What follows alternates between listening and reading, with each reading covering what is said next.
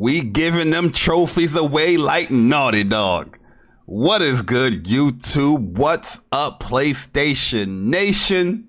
Welcome to another episode of the What's Up PlayStation podcast, episode 60 to be exact. Yo, we are 40 episodes away from 100. Huh? We are 140 episodes away from 200. Huh? Woo! We are climbing up the ranks, man. I can't believe it. We're almost at 200 episodes, guys. I can't believe it. But welcome, everyone. Welcome to PlayStation Nation. We appreciate you guys coming through to What's Up PlayStation Podcast once again. But for those people that are new to What's Up PlayStation Podcast, we are a PlayStation-centric podcast where we talk about the latest, the greatest, the good, the bad, the ugly news of PlayStation throughout the week. I am one of your hosts, Jay Bari. And it's always a pleasure to see the PlayStation Nation here every Saturday at 11 a.m. Eastern Time. You know what I mean? Just waking up with us, supporting the channel, going to that WUPSmerch.com, buying a few little t-shirts here and there. Oh! It makes me shiver sometimes, man. Of shiver in joy. But like I said, I am one of the hosts of the What's Up PlayStation podcast. I'm also brought right next to me is the second host, the host with the most. There's no co-host here. It's two hosts, huh? We don't do no co-hosts here at What's Up PlayStation podcast. We have two hosts. The King of Queens, Mr. I'm not gonna buy Vanguard, huh? The Elden Ring potential god. Mr. GamingWithPersona. Yo, Persona, what's good, man? I'm a PlayStation fan too. Yes. What is good, YouTube? Yo, I like that. I like that little remix right there. I like that. That was fire. Oh yeah. Yo, Bari, what's good? What's good? Shout out to the panel. Shout out to the chat. How y'all feeling today, man? It's your boy Persona. And the other half of WUPS. And it feels good to be back. You know, I'm feeling a lot better, guys. You know, I'm not sick no more, right? I remember last week a lot of you guys were saying it was hard to listen to the show because, you know, I was sick and you guys didn't want to hear me sounding like that. And I appreciate y'all for sending me your best wishes and whatnot. But, you know, it's another Saturday morning. And I always say it, man, I look forward to the Saturday morning podcast with my bro, Bari. We got some good stuff to talk about, right? Definitely gonna be an entertaining show, good topics, right? And listen, man, we got a very special guest with us as well. That I can't wait for you to introduce as well, Bari. So let me shut up. Again, guys, I'm a PlayStation fan too. Shout out to everybody here, man. Thank you so much for starting your mornings off with us. Yeah, man. You know, it's always a pleasure having my bro Persona. You know, we was playing some Call of Duty. Oh, look at the time. You know what I mean? Let's get on over. Let's head on over to WUPS and let's do this show, man, because this week is kind of short on the news, to be honest with you. But we have like a lot of impressions here as far as things that we are seeing and stuff that we are playing. So but we do have a special guest here. My man, the second best list on YouTube, the Mr. Bringing the Facts, the Mr. Breaking It Down, the Elden Ring God, the Souls God, the Shin Megami Tensei 5 hype master, Chris Righteous. Yo, Chris, what's good, bro? I'm a PlayStation fan too, and my gamer tag is Righteous Rican. No, I'm just no. What's good? What's up, everybody? What's up? I'm hyped to be on here with my bros. These, I love these guys, man. Jay Bari and Persona, and what they bring to the community and PlayStation Nation in general. We here to talk about games, no BS. We all gamers here, so I'm hyped to talk about these topics, talk about Elden Rings and what other topics we have. This is my second time on here. Yes, sir. But man, this is my favorite podcast, man. This is my favorite podcast. When the Game Awards, even the ones that I'm on, this is my favorite one. But when the Game Awards said like, yo, what's our content creator of the year? I make sure I tagged WUPS. Because they deserve it, man. A bunch of legendary episodes, especially the one with Sean Layden and whatnot. They keep it gaming. They keep it straight on PlayStation. They don't diverge from the topics or anything like that. So I respect these guys a lot. and I'm happy to be here. Yo, appreciate that, man. That almost made me tear up a little bit, right? Man. Yeah, I did see that tag too. I was like, yo, you guys are crazy, but I appreciate it, man. You know what I mean? That'd be dope, man. Yo, we definitely shot the world, you know, with Sean Layden, and like I said, that's just the the tip of the iceberg. You know, we still planning for a lot of stuff. Just looking for those responses back and those emails. You know, sometimes it takes a while, but we got some stuff coming, man. We got some stuff coming. But like I said, I always tell Persona, man. Persona did his thing, locking in Sean Layden. And, you know, we set him up. Now, Joe, we set him up. We had to post them pics real quick. Like, hold up, Sean. Listen, Sean. Sean. You know. But yeah, man, it's good to have you on here again, Chris. Man, we're gonna have a good one here, man, because we're gonna talk about Elden Ring, and I'm looking forward to both of your opinions, because you guys are different spectrums when it comes to Elden Ring or Souls, but yeah, the hardcore fan versus the casual fan, yeah. You know what I mean? Of the Souls games. But it's going to be a very interesting talk, man. So, appreciate everybody coming through, man. If you don't mind, so far we gave you about 5 trophies. Hit the like button, share the stream out. Let's get the PlayStation Nation in here. I see some people in there, man. Appreciate you guys coming through as well.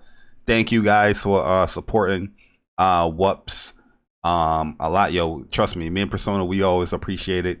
And for those people that went to What's Up PlayStation merch, so wupsmerch.com, and bought a shirt or whatnot, we appreciate you guys as well, man. If you did buy a shirt, just make sure you just tag us on Twitter or something, and then so we can retweet it and say thank you to you guys and all that. So, but the vibes, man. Let's get into the rigmarole where we let you guys know the games that came out throughout the week. So here are the games that came out for the PlayStation 5 and 4 for this week of November 1st to the 7th. So let's get it. Shout out to Push Square for getting back on track, because I don't know what the hell they was doing the other week, but we're back on track now. So even though I think the PlayStation, I think you guys should be doing this, you know what I mean? Because I did like when the blog was doing it, when they called it the drop. And I don't know why you guys not doing that anymore, when you guys know what games are coming out for the week. You are PlayStation, you know what I mean? But I don't know. But here we go, man. First game we have is Sword of the Necromancer for the PlayStation 5 and 4. I feel like I heard about this game already. I don't know if this game came out already. I know it probably didn't. Isn't that like old school like Zelda, like the top down? It might be, yo, because it sounds very familiar. The name sounds very familiar.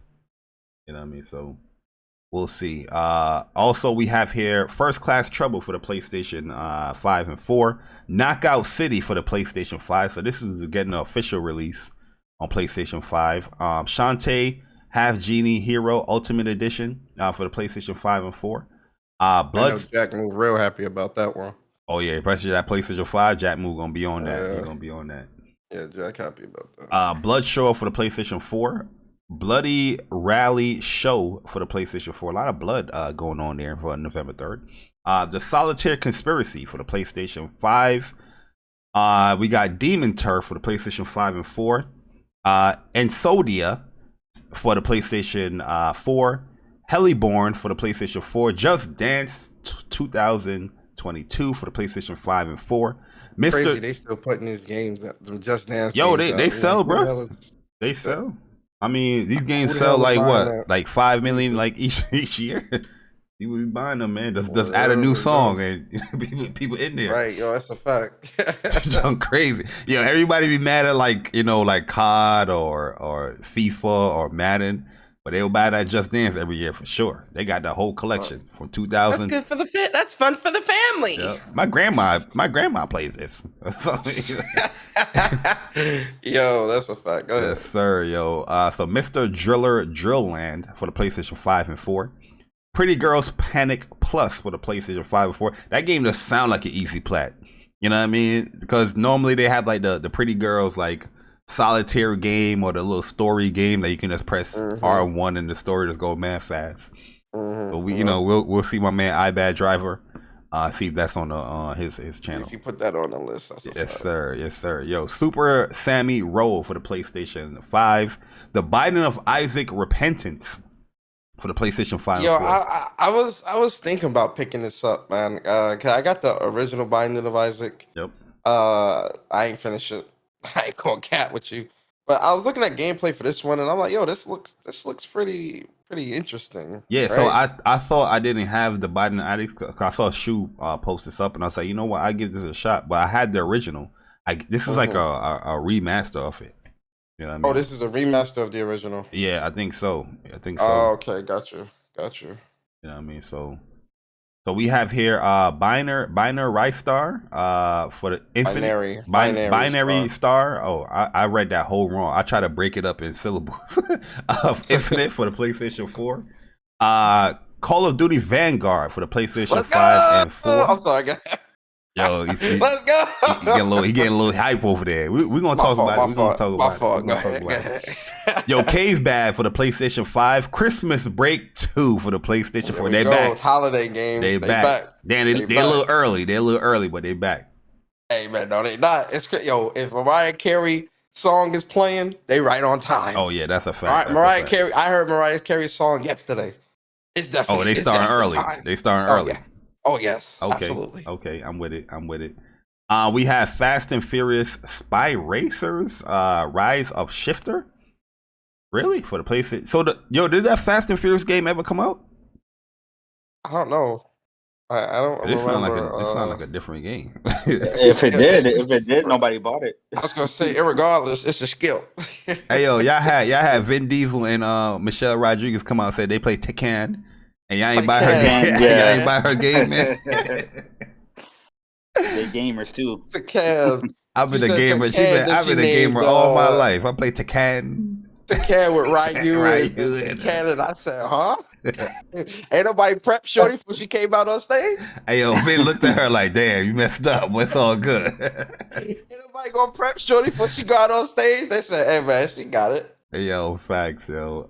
Then we have Mobile Suit Gundam Battle Operation Code Fairy, PlayStation 5 and 4. I'm hyped for this because this is actually a story-driven Gundam game. So shout out to my man Court for putting me on, because I didn't even know this was coming out. Cause I thought it was like a regular battle operation, like, you know, the previous one, Battle Operation 2 and 1. But this is actually like a story mobile game. So that's cool. Punken Bye Bye for the PlayStation 4. Still Sand for the PlayStation 4. The Gardener and the Wild Vines for the PlayStation 4. That's a kind of a cool name. What you think about that name? That's kind of a cool name. Would you buy that off that name, Persona? The Gardeners of the Galaxy? Nah, nobody got that. All right, cool. Yeah, the Gardeners of the Galaxy. Yeah, I buy that.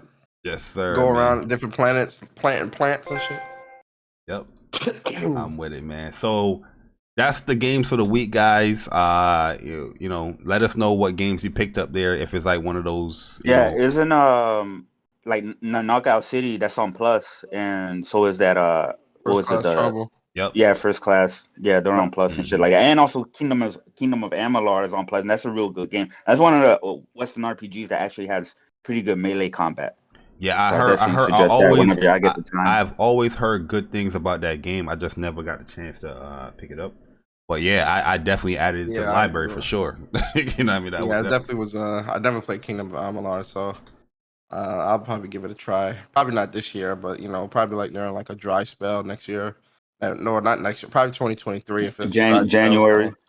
I'm gonna play in January. Well, I'm trying to complete like I have like 5 or 6 games that I want to like complete, either complete and platinum, or just complete before the big boys start hitting in February. So between now and like February, I really want to, because I really want to focus on getting like through some of the big games that I want to finish before the year starts. Because once February hits, you might as well say bye to you. Realistically, once January 28th hits, because that's when Pokemon Arceus comes out, you might as well just say goodbye to the backlog, because you know Horizon, Elden Ring, Saints Row, all that other stuff, Seafood, like playing nothing else from this year.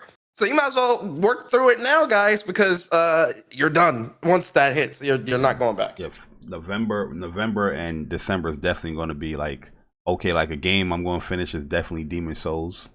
I'm going to finish that before the year. Yeah, I want to finish that as well. And that's like my main goal. I kind of want to get the platinum. Yeah. But there's also, a lot of shit. Dread. I want to finish. Yeah, Metroid. I'm at the end of Metroid, so I'll finish that very soon. Yeah. If it had trophies and achievements, I'd have been finished it. But you know, we ain't gonna get there. We ain't gonna get there. You got time played. Gotta be happy. Yo, with and time played. what you call it is comes out this month too. Pokemon Brilliant. Brilliant Diamond and Pearl. Yeah. Which I'm grabbing that. Excited for that. Yeah, I always like that. Monster Hunter. I kind of want to beat Monster Hunter, but not SMT5. Oh man. Oh, dude, yo, the thing is, I love Pokemon, man. Like Shin Megami Tensei. Like I play the Persona games, but like I like Persona games, but I'm not like a super fan of Persona. Like I'll play them, but the Shin Megami Tensei, the series which originated, Persona originated from those. I never played the Shin Megami game. I ain't originate from Persona. Megami Tensei. Those are my parents. No, Persona is like a spin-off. I'm kidding. Well, I'm gonna talk about SMT because the third game, right, Nocturne, which is on PlayStation, that's gonna be my spotlight. Go ahead. Oh no, we gonna go right into the spotlight right now. We're gonna go right into the spotlight right now. So we have Chris right here as the guest. Let the people know your spotlight game for the week. It could be old, new, they didn't come out yet, but we already gave it away. You spoilers. Yeah, spoiler. Nah, it is Shin Megami Tensei 3 Nocturne HD Remaster is on the PlayStation. And yeah, it's my first time playing it. Because I just started getting more into like the Atlas games and Atlas RPGs and shit like that last generation. Of course, I love Persona 5. That shit was absolutely amazing. 10 out of 10 in my opinion, especially Royal. Absolutely amazing. But Shin Megami Tensei 3 is it holds up pretty well. I mean, it is a PS2 game, right? It's just a straight port. It's just a straight HD remaster. They didn't really do too much with it, but so it has some outdated aspects of it, but it holds up extremely well when it comes to the combat system, when it comes to the music, when it comes to how unique the story is. And the reason why I'm like hyped for like the new one and stuff like that is because these games in particular, like the Shin Megami Tensei, from what I'm playing with this third one, it's a breath of fresh air because it's not like your typical JRPG with the whole, you got to save the world, or you're playing as a hero character, who has to, kind of like what we were playing with like Tales of Arise, right? Like Alphen is like more stoic and heroic and shit like that, right? It's about, saving the Danans for being oppressed and stuff like that, right? This game is not about that, or matter of fact, I'll make the comparison to more Persona. Like Persona is about you being a school student and, there's things going on, and then you go into like the metal world and stuff like that, and then you're pretty much trying to save Tokyo or Japan from like impending doom. Like mystery solving. And mystery solving, right? Shin Megami Tensei is not like that because the world is already destroyed, so you can't save the world, right? So it's more about survival because you end up in a land between angels and demons, right? Or Tokyo is destroyed and it's nothing but angels and demons roaming around, and they're warring. It's like two factions that are warring, and you're caught in the middle. And then what I love about this is not like your typical turn-based JRPG. In this game, you have meaningful choices that can alter paths, right? Yeah, so you'll come across points in the game where you get certain decisions that you have to make, and based on your decisions, it will alter certain things, or you can possibly piss off another person, or piss off another faction or something like that. So that's what I like about it, because it's real dark. It's real like mature themes, and it doesn't hold your hand. The combat is pretty challenging because it is more like a Pokemon where you have to collect monsters, but in this case it's demons or whatever. But it's a lot different because you can have up to 3 in your party at once, including yourself, right? The demi fiend. And the great thing about it is it forces you to really be strategic, because if you have enemy weaknesses, right, and if you hit their weaknesses, what happens is you get another turn, right, for your party. But if you don't have the enemy weaknesses, and say you hit like one of their strengths or they nullify an attack, or you miss an attack or whatever, you lose all your turns and the enemy gets to go. And the enemy also has the same rules as well. If they hit your weaknesses, then they get more turns, you know, and if they keep hitting your shit, you're gonna get fucked up. And then when it comes to the bosses, you really gotta strategize, because you gotta there's these things called magatama, which is like these custom builds that you can put on your demi fiend, you know, at any given time, and it'll add stuff like, it'll give you like more fire based attacks while having you strong against fire, or it'll give you more electric based attack and stuff like that. And you really have to strategize in how you build up your team. How you get demons is you negotiate with them anytime during battle. And there's different stuff, like every demon requires different things. Some may ask you for money, some may ask you for your health, yeah, you gotta check that items. Temperance or the attitude.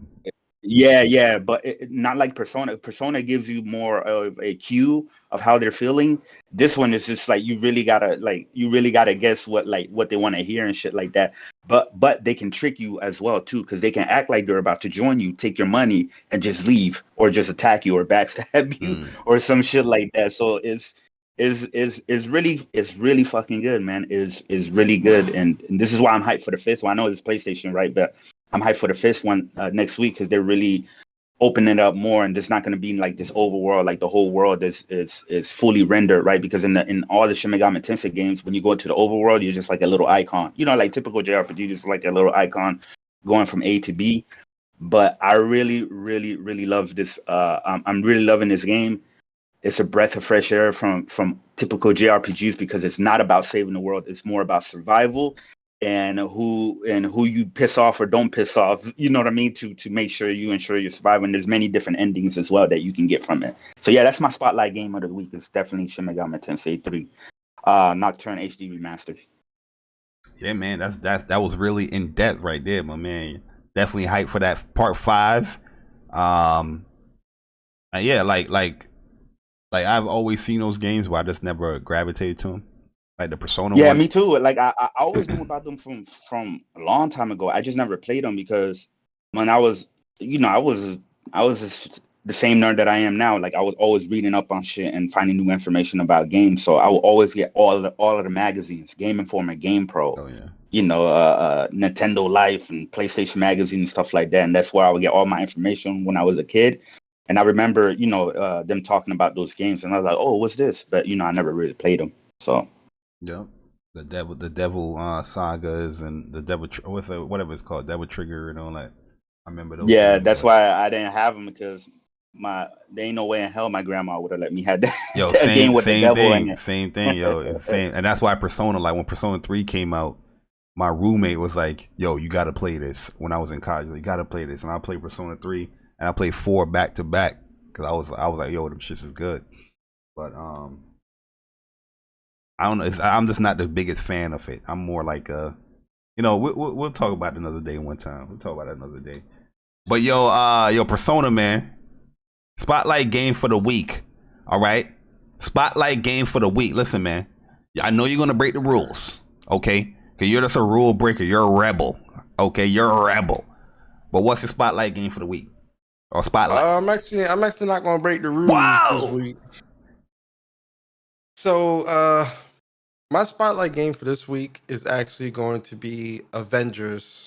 Marvel's Avengers. Let's go. You know, it's in the news. We're gonna talk about it with the news, with Spider-Man coming, which, you know, that's really huge and that's big.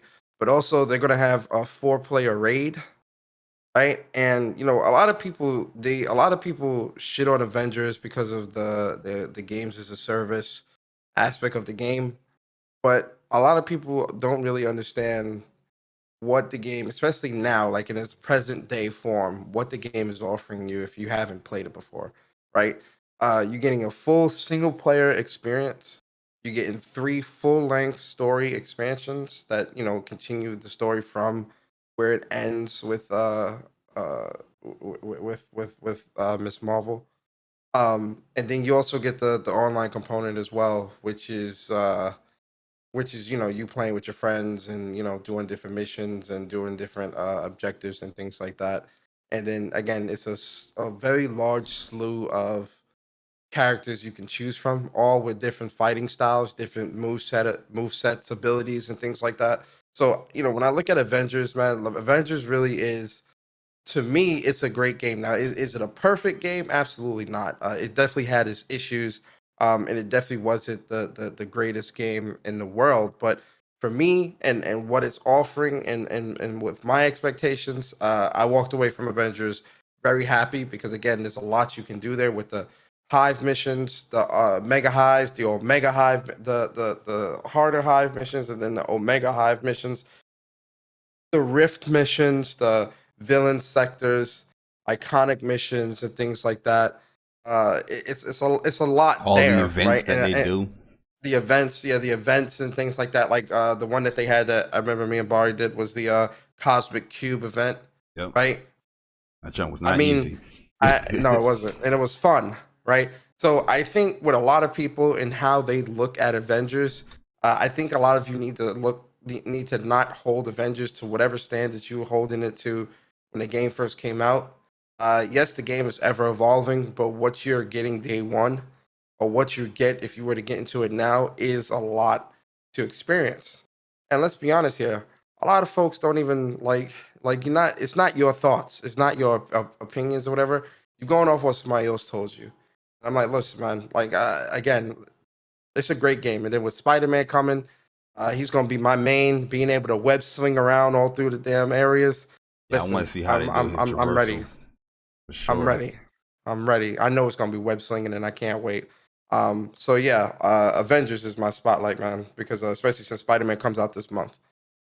Yes, sir, man. We're gonna definitely talk. We're gonna definitely talk back about. We're gonna talk about Avengers later on the show because we gotta talk about Spider-Man, the upcoming stuff, and also Square Enix, comments. So we're gonna talk about it, man. I'm sorry, Mark. Can I break the rules? This is what we got to do. I told you would. I gotta break the rules. Let me break the rules. And then my second spotlight is obviously Horizon Forbidden West. February is right around the corner, 3.5 months away. Listen, guys, get ready, prepare yourself because it's about to be fire. You understand? Okay, I'm done. Yo, Guapzilla said y'all gonna sidestep the pay to win implementation. There's no pay to win. Actually, I see. Who are you winning against? Cook 'em. Nah, I ain't gonna cook Guap, man. What's the pay to win when there's no PvP? Who are you winning against? That's one. Two, they actually removed that from the game. Yeah, they removed it. See? I don't know if nobody was really using it, to be honest with you, but there's no need. Especially when you can set the difficulty for every mission that you do. Yeah. From easy to very hard. So pay to win to what?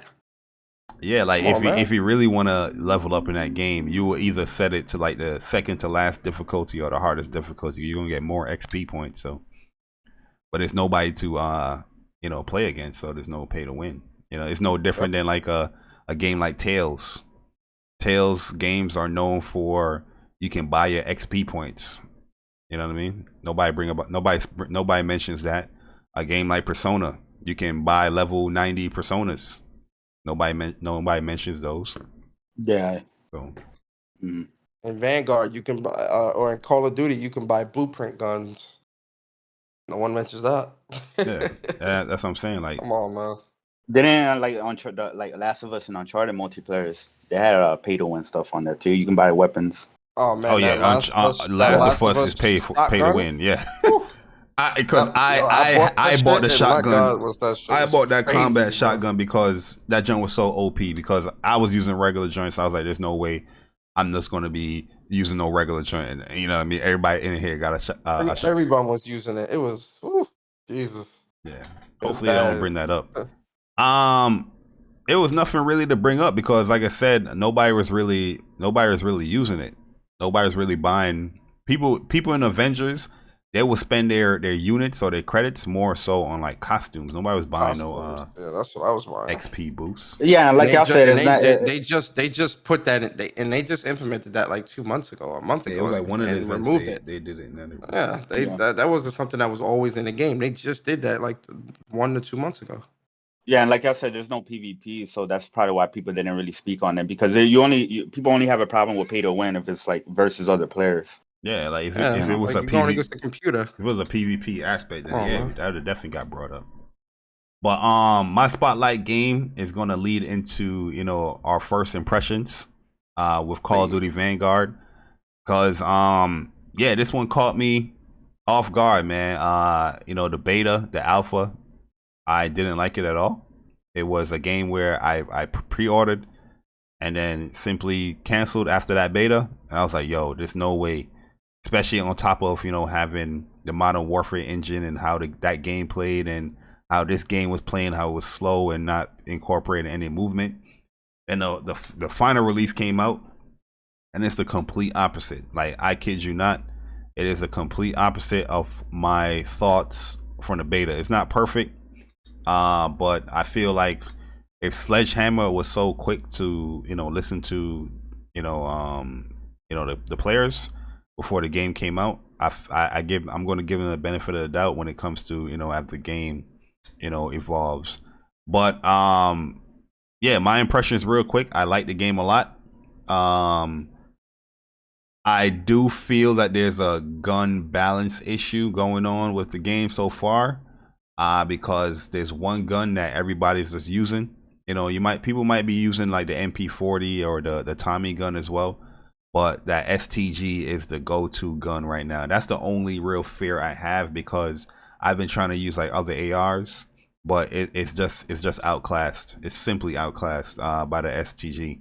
And right now, if you pre-order the game, you have like 3 variants of the STG, and that Warren, I forgot the name of it. It's War something.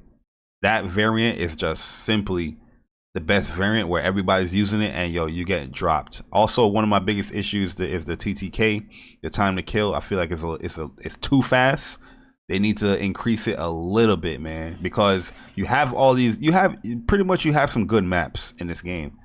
There's some maps that I don't really like, but majority of them I think are really good.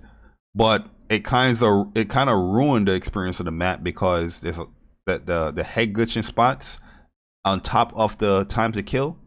It can ruin the map experience, in my opinion, because you don't have no room to move in this game. Like, if you're getting shot, you just got to chalk that up as you're gonna die there. And I feel like they took away that skill as far as when it comes to movement, because COD is not just about just aiming down the sight or hip firing and shooting. It's also the movement coming to play. So if you're pretty good with like gun on gun engagements and you have that movement skill, that would set you apart from, like, you know, somebody that don't really, you know, move around, or somebody that camps. But in this game, that skill I feel like is removed, because the time to kill is so fast. It doesn't matter if you have that strafing ability, or you can slide, or you can jump shot. You are getting dropped. You know what I mean? You are getting dropped way too fast in this game, man. But overall, I do like the guns. I just feel like the STGs it outclasses them all. The maps are cool. The the kill streaks, I could have used a little bit more, but they're not bad. Especially they have this OP ass, I know Persona gonna talk about it. It's OP ass kill streak, the bombing run. Oh my goodness. You can legit get about, from a bombing run calling, you can get about max like 12 kills, depending on how much people they have in a map, because the game sometimes can do 6v6, 8v8, 10v10, 12v12, 16v16, 18v16, 18. And if you have like a big map and it's 24v24. Yeah, they also have that too. And if you call in a bombing run with those big, you know, player count matches, yo, you can get a lot of kills. I mean, you can stack them things up crazy. So, but I do like the game. The game looks great. And one thing I like about the game, Modern Warfare, I didn't like Modern Warfare because the movement to me in Modern Warfare, I didn't like it personally.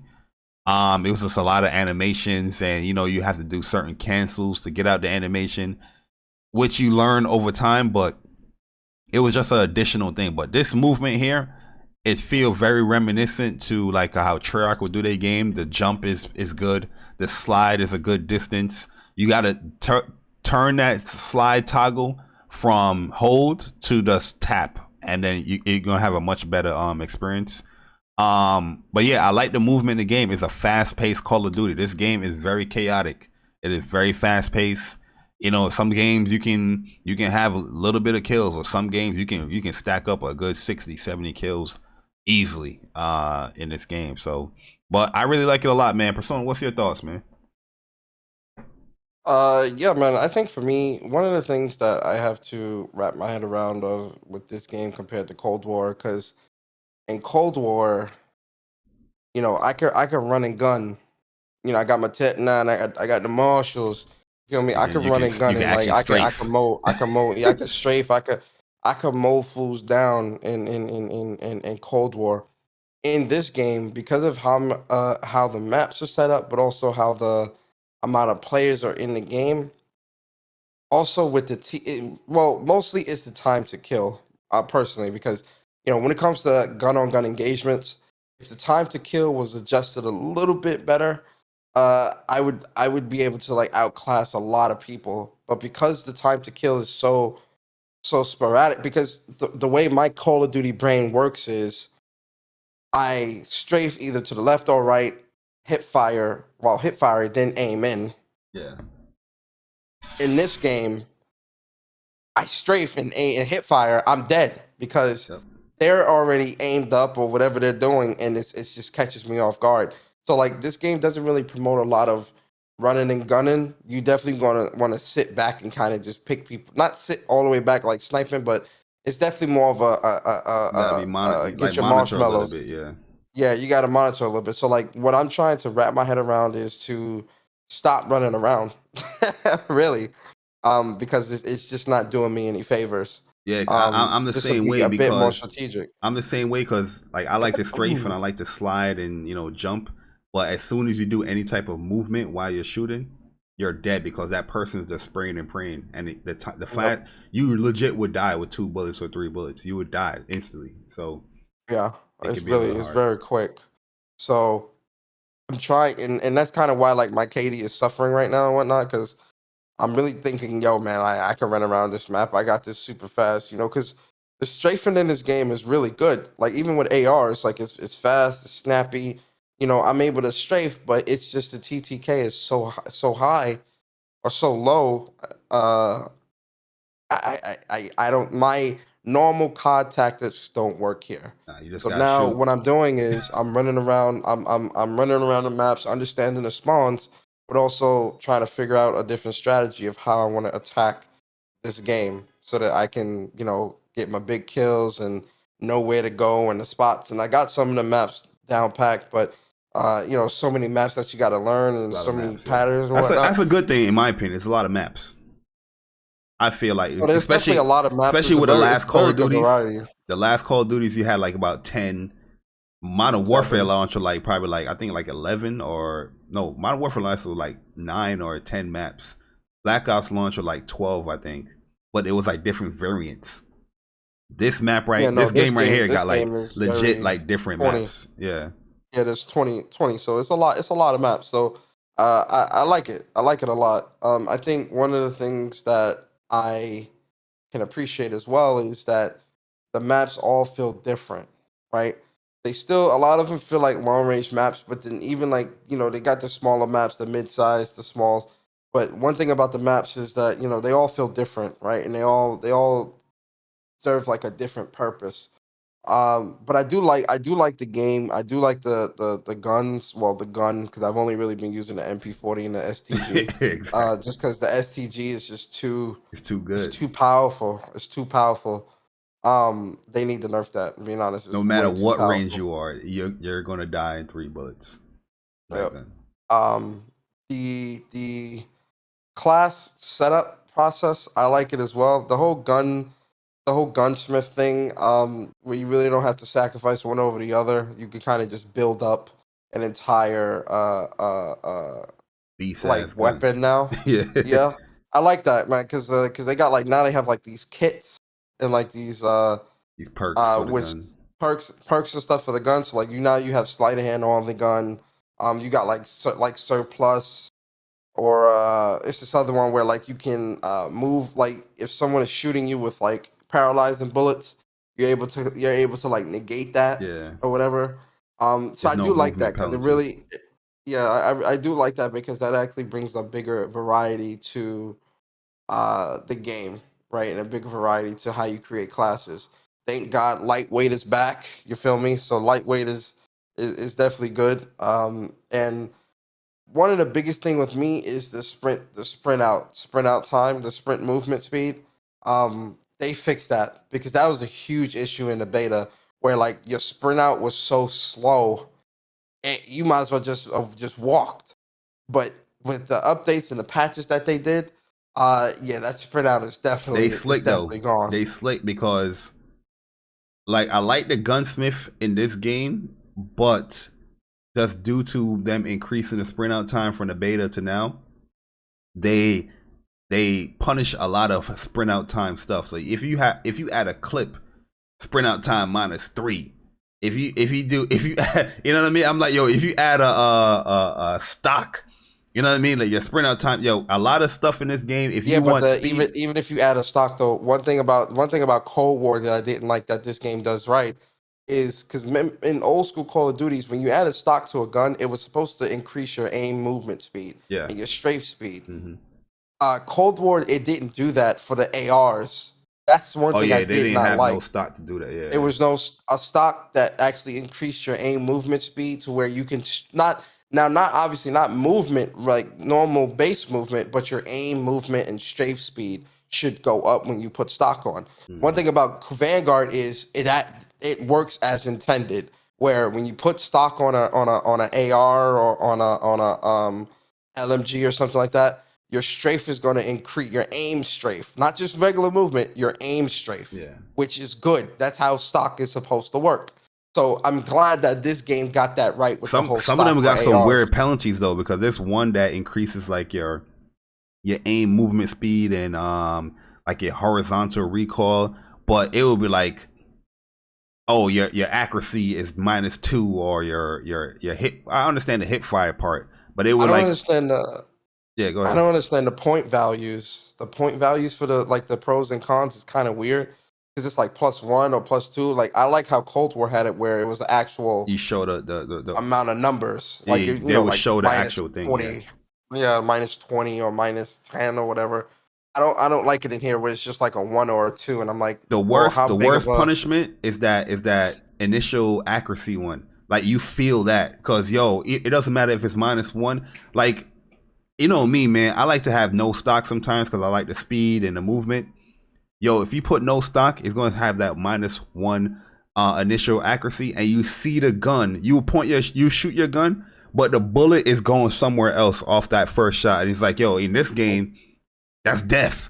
If you miss that first shot, yo, it's annoying, man. But oh yeah, if you miss that first shot, it's a dub. It's a dub. Yeah. But what about the kill streaks, man? What you thinking? Listen, man. Like Bars, that bombing run, man, that needs to be at 12 kills. That should not be at 7. It's too good to be at 7 kills because as soon as the match starts, especially if you're doing like a 24v24, like a minute and a half into the match, it's 2 and 3 bombing runs that's ready to be called. And I'm like, bruh, that is too quick because there's so many players. You know, you're gonna rack up 7 kills quick. Yep. No, they have to put that. Galore. They have to move that bombing run to. I say at least 10 to 12. Nah, 12. Nah, it's too good, bro. 12. It has to be under 12, bro. It passes 3 times and it only targets groups of people. You're getting 10 kills off rip. Yeah. Especially if you're in a 24v24, 12 kills. Yeah, for sure. Move the dogs down to 7. Nah, move the dogs down to 7. They buffed the dogs you said you think what? I think they buffed the dogs a little bit, yo, because now I'm seeing before in the beta it was like a directional thing. When you call in the dogs, you had to like put them in a set direction. Now this is like old school dogs, yo, because there's a whole bunch of them coming. Yeah, you can shoot them down, but it's a lot of them, bruh. And I'm like, yo, they buffed these dogs, man, because before, you know, when the beta, you get dogs, you press the directional pad, and then you had to guide them where you wanted to put them. This just press that directional pad and they coming. They come. They just gonna come and run through Yeah, that map, like man. the old school dogs, bro. Yep. I agree. I agree. The bombing run is better. You're gonna get more kills with a bombing run, but the dogs definitely gonna get more kills with the bombing run than the dog because dude could just kill the dogs. And then I think the orbital VSAT shouldn't be 12 kills. That should be 10, 9 or 10. Yeah, I agree. There's no reason why the orbital VSAT should be the last kill streak on a thing. Yeah. Not when you're looking at not when you're looking at everything else on the list in terms of kill streaks. I love how it takes 4 kills now for UAV, and you can't have UAV and counter on the same thing. That's perfect. You can have a recon on a UAV though. So even if you want, because I feel like in this game, your mini map is so much more important because there's times if people shoot a regular gun, they're not gonna pop up on the mini map. Unless you got radar. Unless you have radar, which is a crutch perk. Everybody's gonna need radar. So you have radar in there, it makes the mini map so much more important. And I feel like UAVs and recons is so important in this game. So like having a counter UAV to block out that, it's super strong. You know what I mean? It's super strong. For some reason with this game, I don't see a lot of people using Ghost in this game. No. For some reason. Yeah, because you don't pop up on the map. Looking at that perk, when you look at that perk 1 list, that was Ninja. Ninja just seems better. Yeah, Ninja for sure. Ninja or Cold Blood. Because what I'm doing, Cold Blood not going. You're not going to show up on the map for the kill streaks. Oh yeah. And your name not going to pop up. Your name not going to pop up. Your name not going to pop up. That's going to be really important. Cold Blood. What I'm doing, so like I think that perk 1, Ghost is not really that important. What I'm doing, I'm running like Ninja, and for like my field upgrade, I have Dead Silence because it comes with Ghost. You know what I mean? And it recharges pretty quick. Like if you get like 2 multiple kills, you're gonna get that field upgrade back again. But I find it strange that you have so much perks in this game. They have 18 perks in this game, but there's no like greed type of thing. Like like a Treyarch game. Oh yeah, to have like 2 perks on a single thing. It's like you got all the perks, but you're not gonna use them. You know what I mean? It's like they're really making you like in this game. They're really making you choose between this or that. Like for instance, I think it's perk 3 with the Demolitionist. It recharges your tactical, so you'll always have a stem shot. Oh yeah, but it's like damn, I want lightweight. Like I want to move quick. So it's like damn, like you gotta choose like things like that. That stem shot animation needs to go a little faster though. Yes, it does. It needs to go a little faster. Absolutely, because it wasn't even that slow in Cold War. Yeah. I mean, Black Ops 4, it was the fastest. Because you had a perk. You had a perk to speed it up. It was the well, then they need to put a perk in here or something because that stem shot that animation is way too slow. Yeah, I agree, 100%.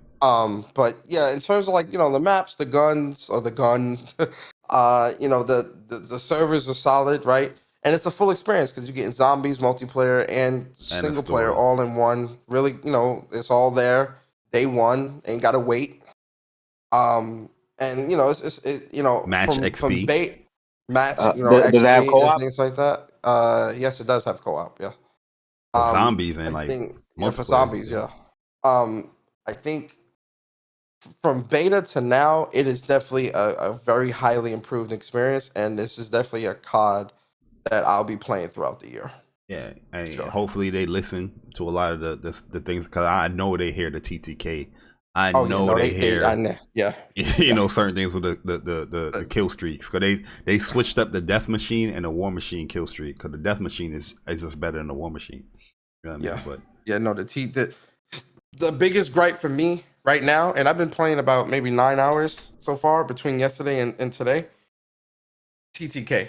Yeah. Once they fix the TTK, it's gonna be a different game. It's gonna be it's gonna be a very, very high quality game. Yeah, and the game multiplayer wise, it looks good too. Like the multiplayer looks amazing. Oh yeah, the 120 frames looks good. Yeah, I just played the 120 frames before this podcast. That runs really well. I wasn't getting no hitches or nothing like that. I did the ray tracing. It looks good. Like it looks really good, man. But so I do feel that Call of Duty this year is it's going to be a good Call of Duty, especially if the developers can, respond to the community. I feel like once from day one, I feel like they are catering to the core Call of Duty experience already, where you're having the 16 maps, you're having all these guns and perks and classes. Like they are caring about the core experience. I feel like the past two Call of Duties, especially in the beginning, they did not care about that core Call of Duty experience because they was just capitalizing on Warzone. Here they have Warzone, they still catering to that, but they're not forgetting the core COD experience. So I appreciate that. Yeah, 100%. And plus, this is Sledgehammer, and Sledgehammer is really good at listening to the community of what the community wants. Because when World War II came out, it was a mess, and then they listened to the community and fixed that up. So. Yep. I have high hopes for this game. Yeah, so that's our COD impressions right now, guys. We will be streaming it again, probably later tonight and definitely tomorrow for COD Sundays. But to move along, guys, we got a PlayStation fun fact here.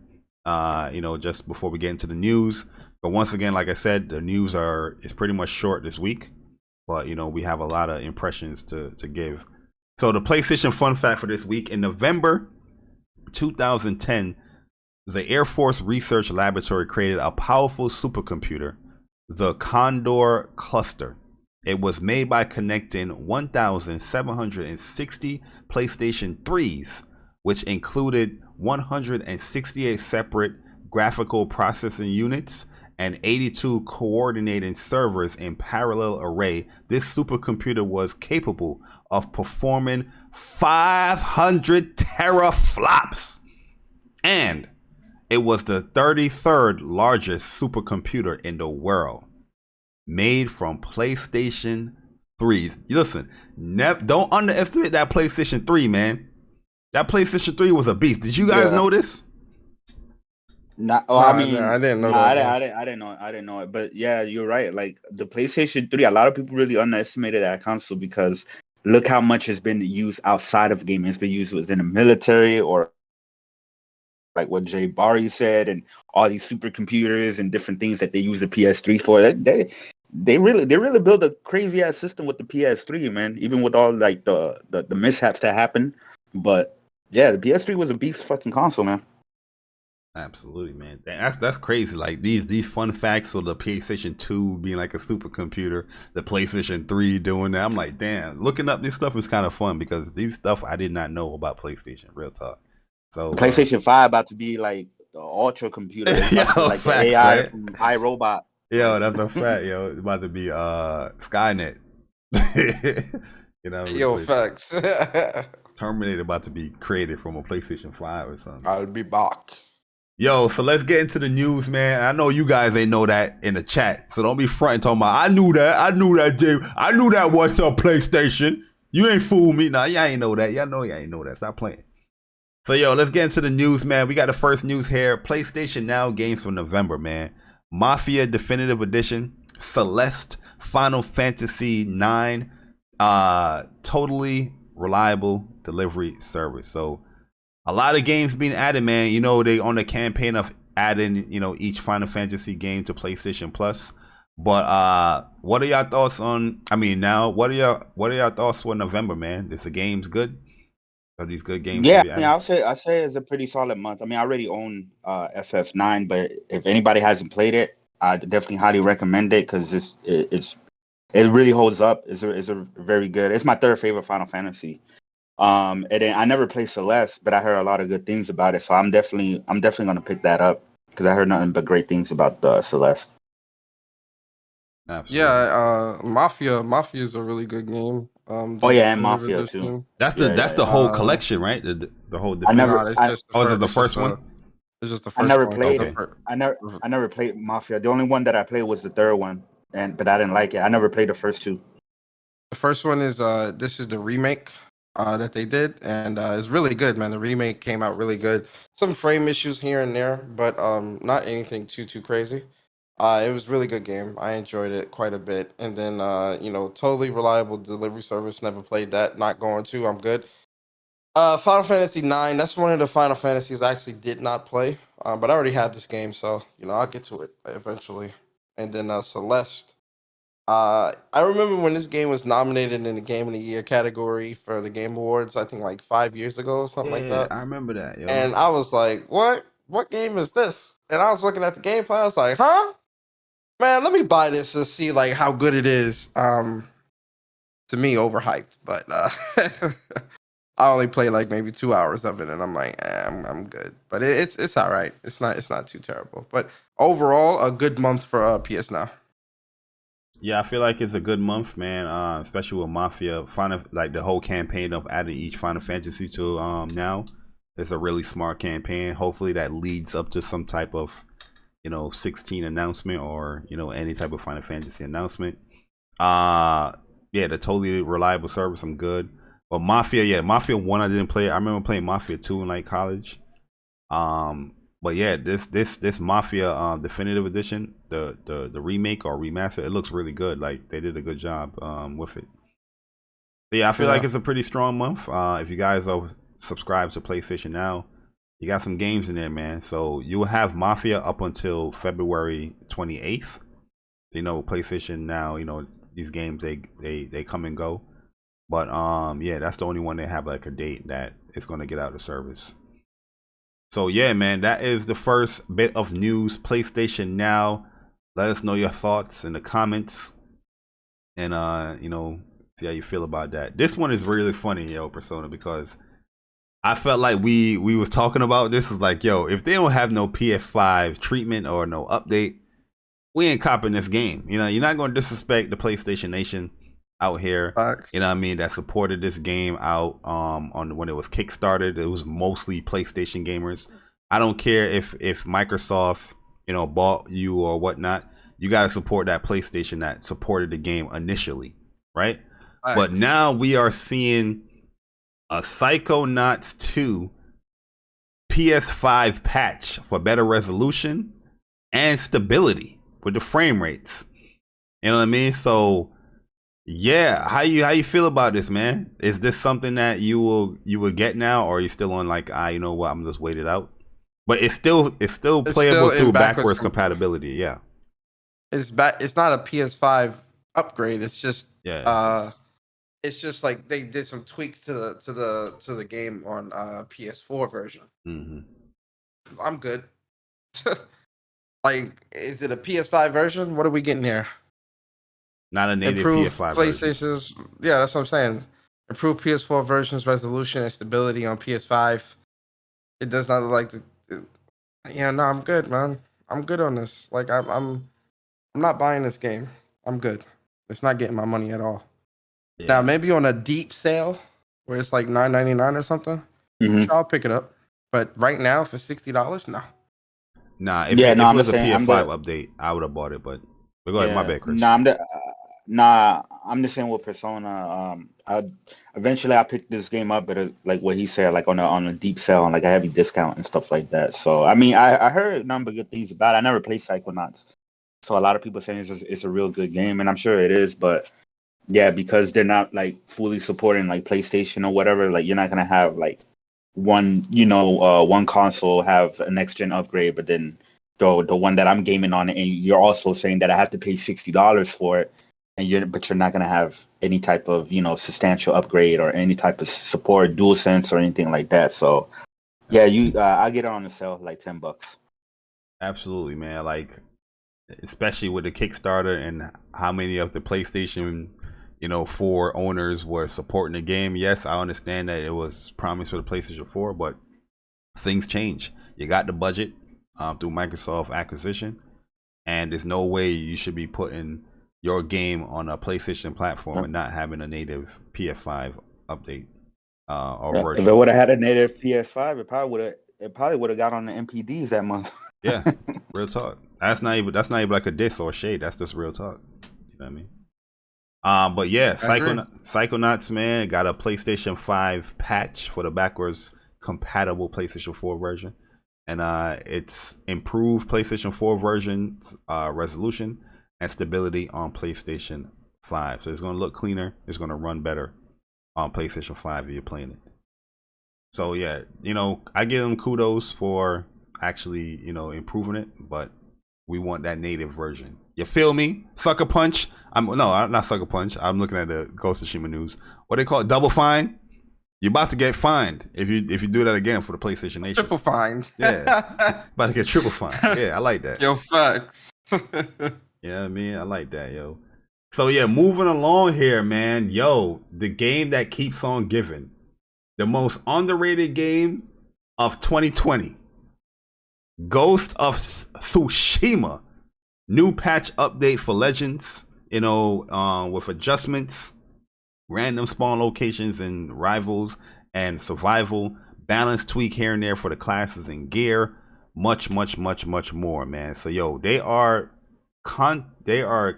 saw this update coming the other day too. They are continuing to update Ghost of Tsushima Legends, and I like it. I like that they continue to update this game. Let's just see a few of these balance changes with the classes. So we have the assassins increase the base assassination speed. Stealth attacks are now faster and quieter.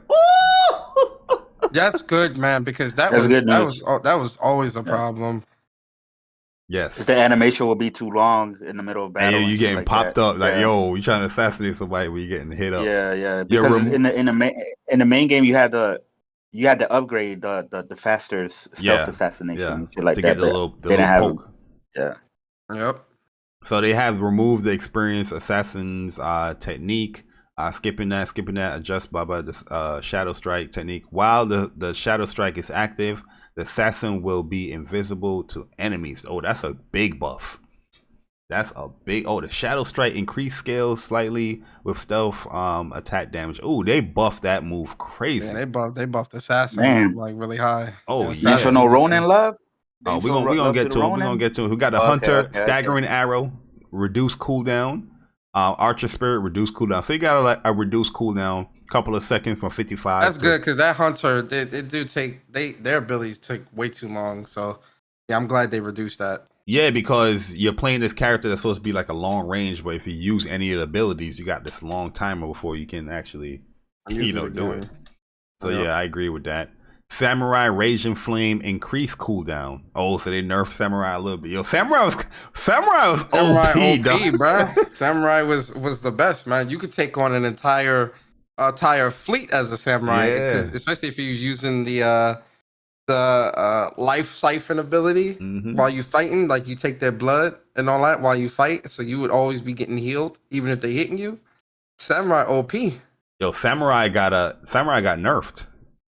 So they increased the cooldown, reduced the amount of fire damage spread by nearby enemies using heavy attacks, reduced their duration. So yeah, this got huge nerfs. Damn, that's foul, from bro. 20 to 11 seconds. Jesus, my God, that's so foul. Spirit pull increased duration. Oh, so that got a little buff there from that's a tiny buff, 11 seconds to 15.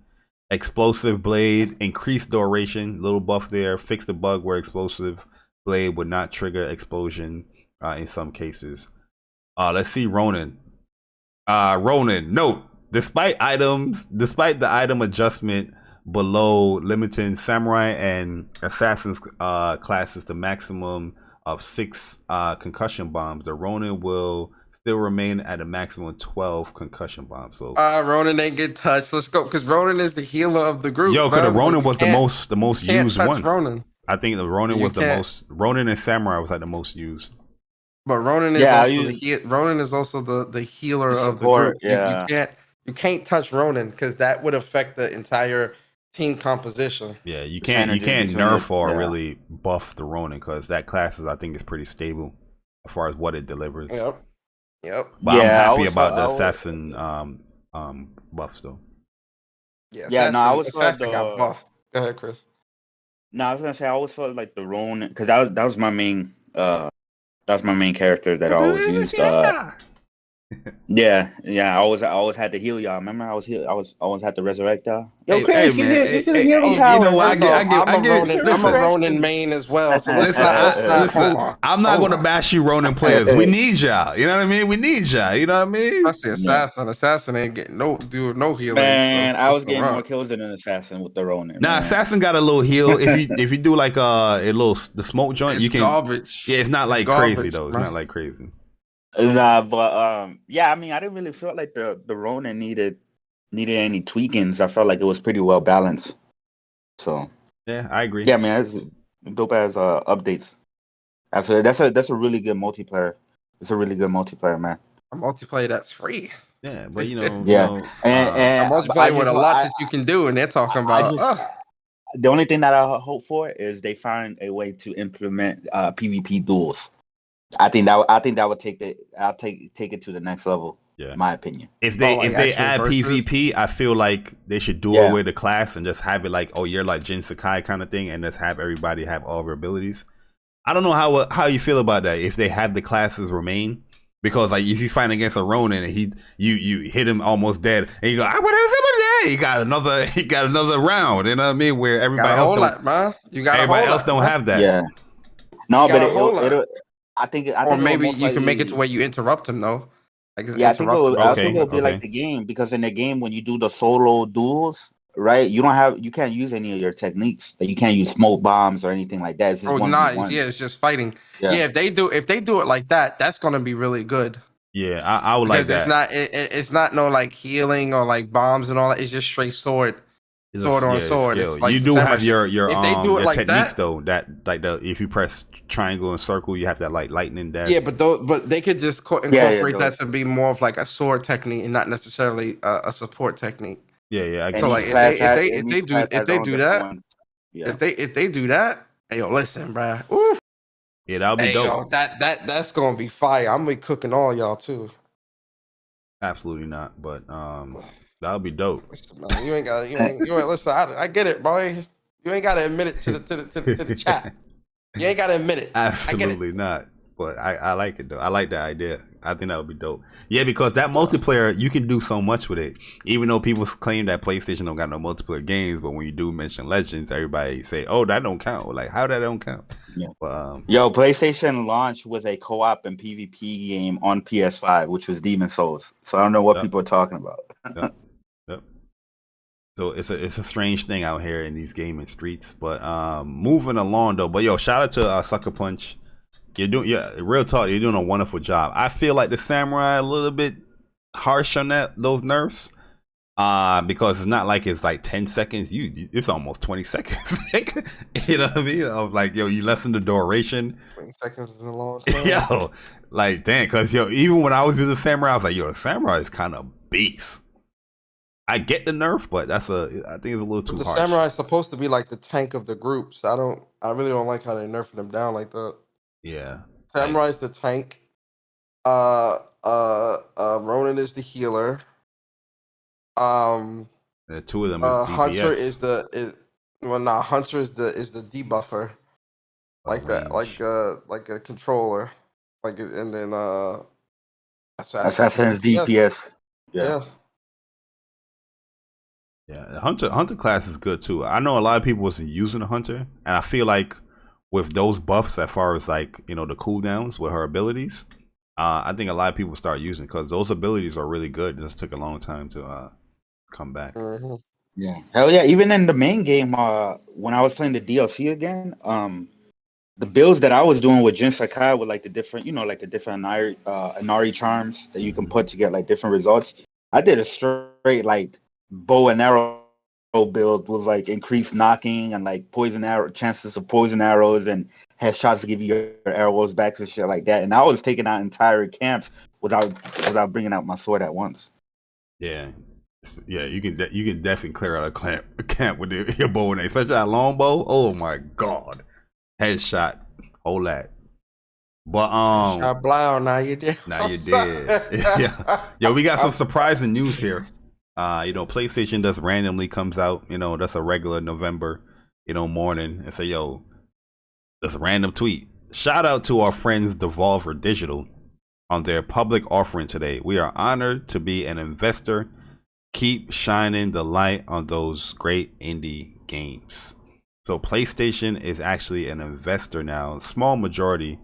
I shouldn't say small majority, but small minority investor. And with Devolver Digital. So what's your thoughts of this, man? You think anything is coming from it? I know all of a sudden we got the announcement of, Death's Door coming to PlayStation this month.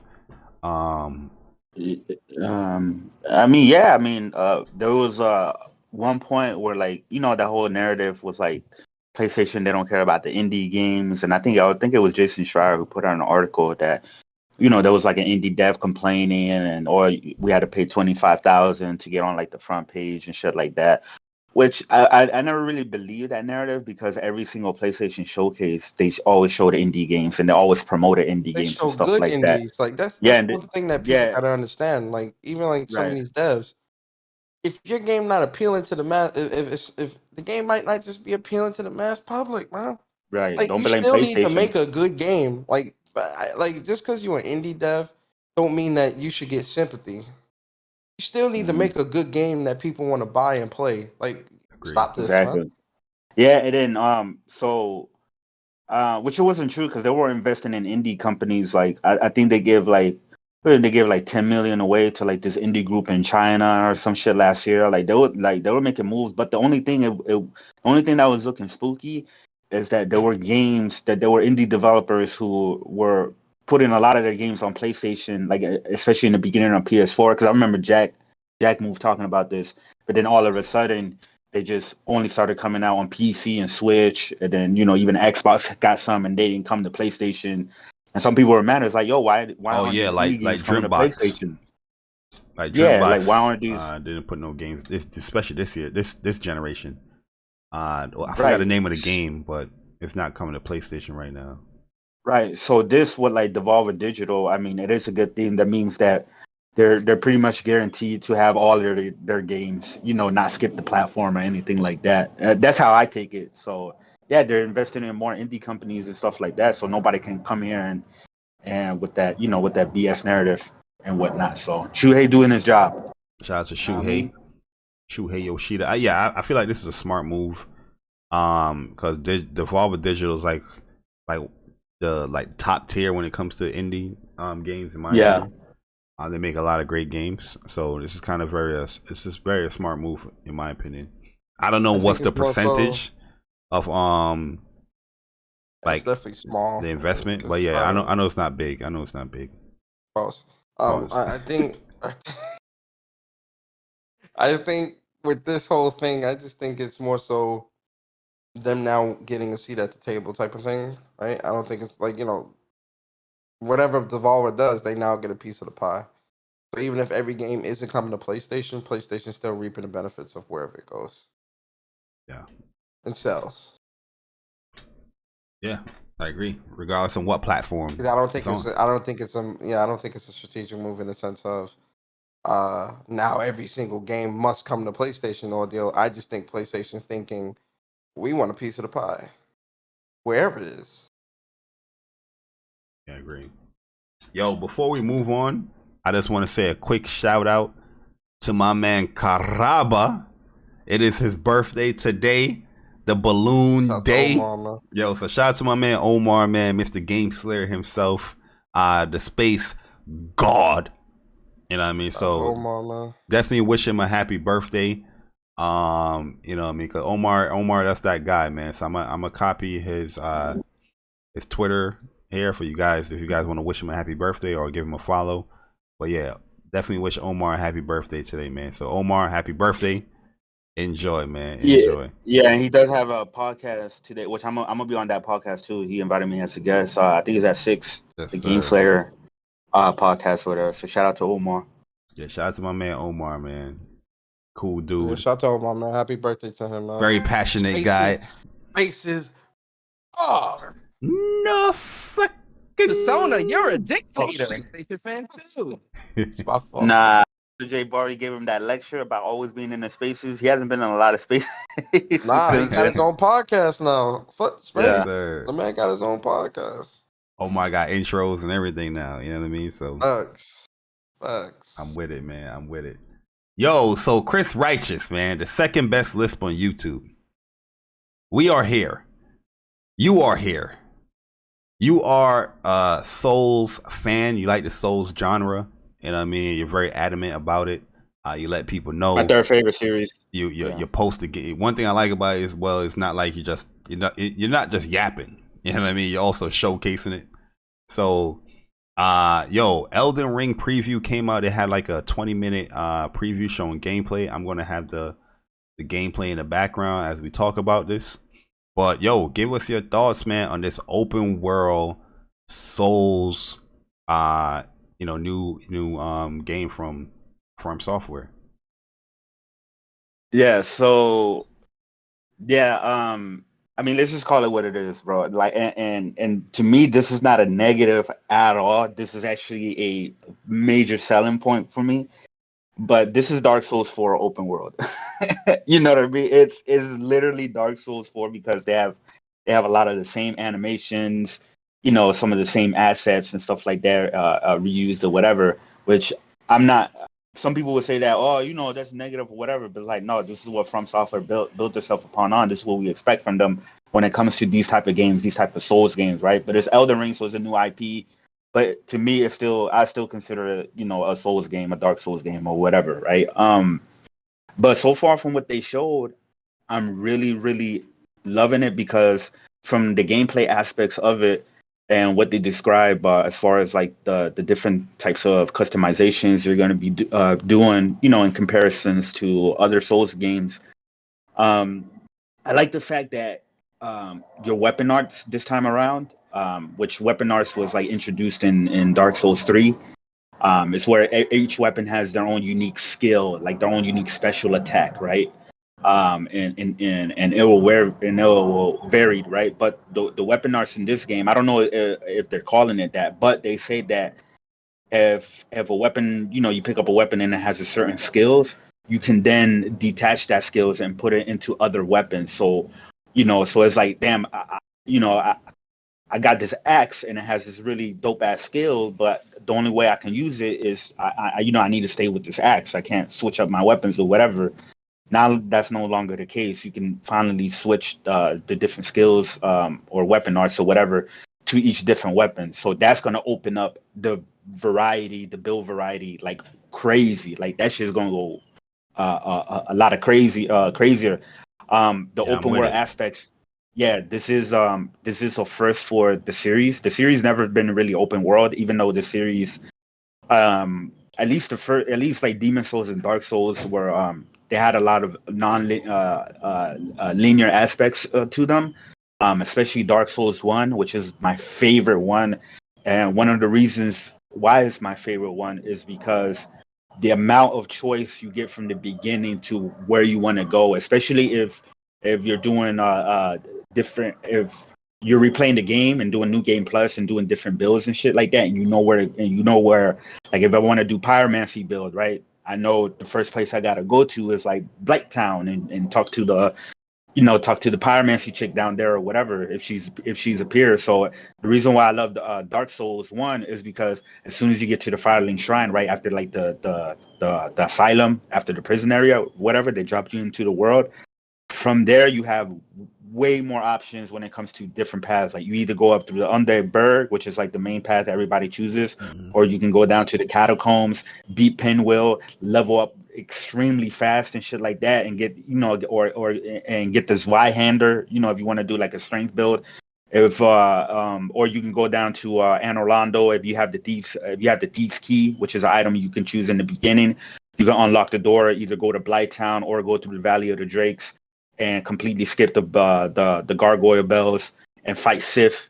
And you can get it's just like it was just so many different choices you get in the beginning of Dark Souls that they kind of really went away with that with like Dark Souls 2. They try to do that, but it was only like two paths that you had to go and you were kind of forced down to.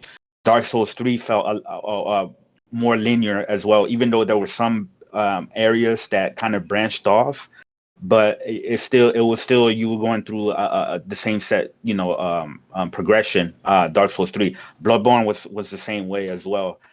So with Elden Ring, getting back to Elden Ring, the fact that it's more open and they're letting you choose your path on how you want to take things. So if you get like they were describing these large dungeons, these big large dungeons or whatever that you're gonna have to obviously complete to kill off the lords or whatever, however the story is, right, to actually beat the game. Now you have the freedom of choice of which one you want to take on first. So it's like if me, Bari, and Persona were all playing Elden Ring at the same time, day one, right? Our experience is going to be completely different because Bari might go left, Persona might go right, and then I'll go, in the middle, Yeah, you tackle different areas. Yeah, you tackle different areas. On top of that, they have now a dedicated jump button, which the Souls games had jumping before, but it wasn't dedicated on it was you had to sprint first. So you had to like hold down this you had to hold down the circle button first. And while you're sprinting, you had to tap the circle button again or the run button again. And then your character would do a little hop. And sometimes that can lead you to different locations if you time it right. But in this one, they're going all in with the whole.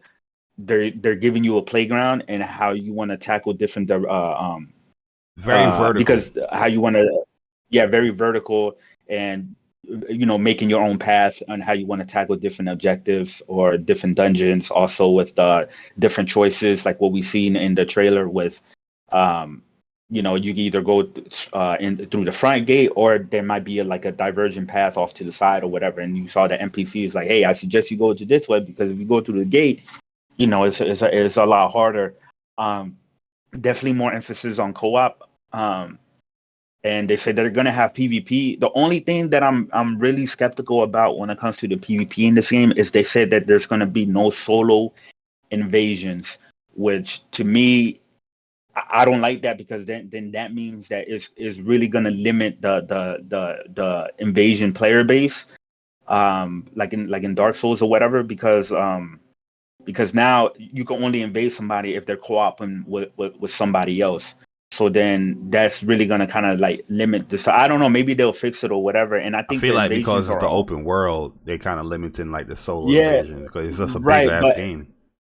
Right, but and I feel that, and I heard people talking about that, but I think in the dungeons, right, they should still allow it. They like not in the open world, like probably you probably don't like out and about or whatever. But I feel like in the dungeons, they should still allow. But we'll see. I really hope the PvP community is strong in this game because Souls PvP is extremely underrated. Like it is very underrated because you can do so many different builds, so many different mixed matches or whatever, but it's still heavily reliant on skills, like a fighting game, right? You can use a top tier character and have a low tier character, but if you're real skillful and you know your mind games and you know how to like break through their defenses and stuff like that, it doesn't matter if you have that top tier character. You're getting your ass whooped by a player who has better skills than you each and every time. Yeah. So I really loved the Souls PvP and there was a really good community built around that to the point where there was a lot of unwritten or unsaid rules that and this happened a lot. Like every time I will invade somebody or somebody would invade me or whatever.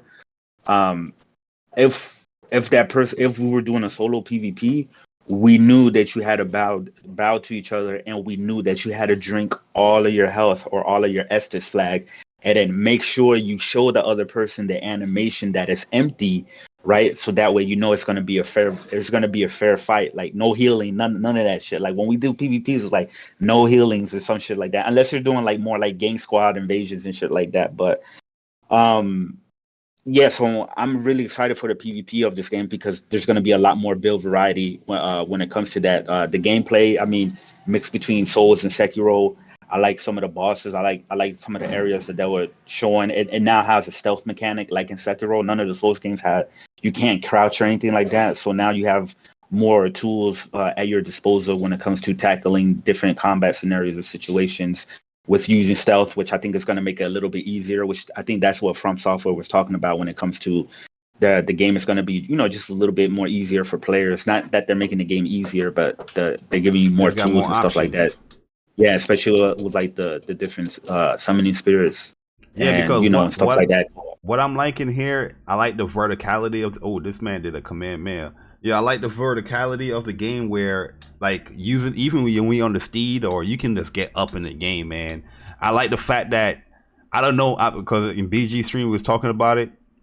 I'm not sure if there's going to be like fall damage in here because how vertical you can get. But this man does drop. Look at this. He does drop down mad far, and there's no fall damage there, or it doesn't really indicate because there's no like health hub thing there. But I like that, man, because now you give me room to explore more.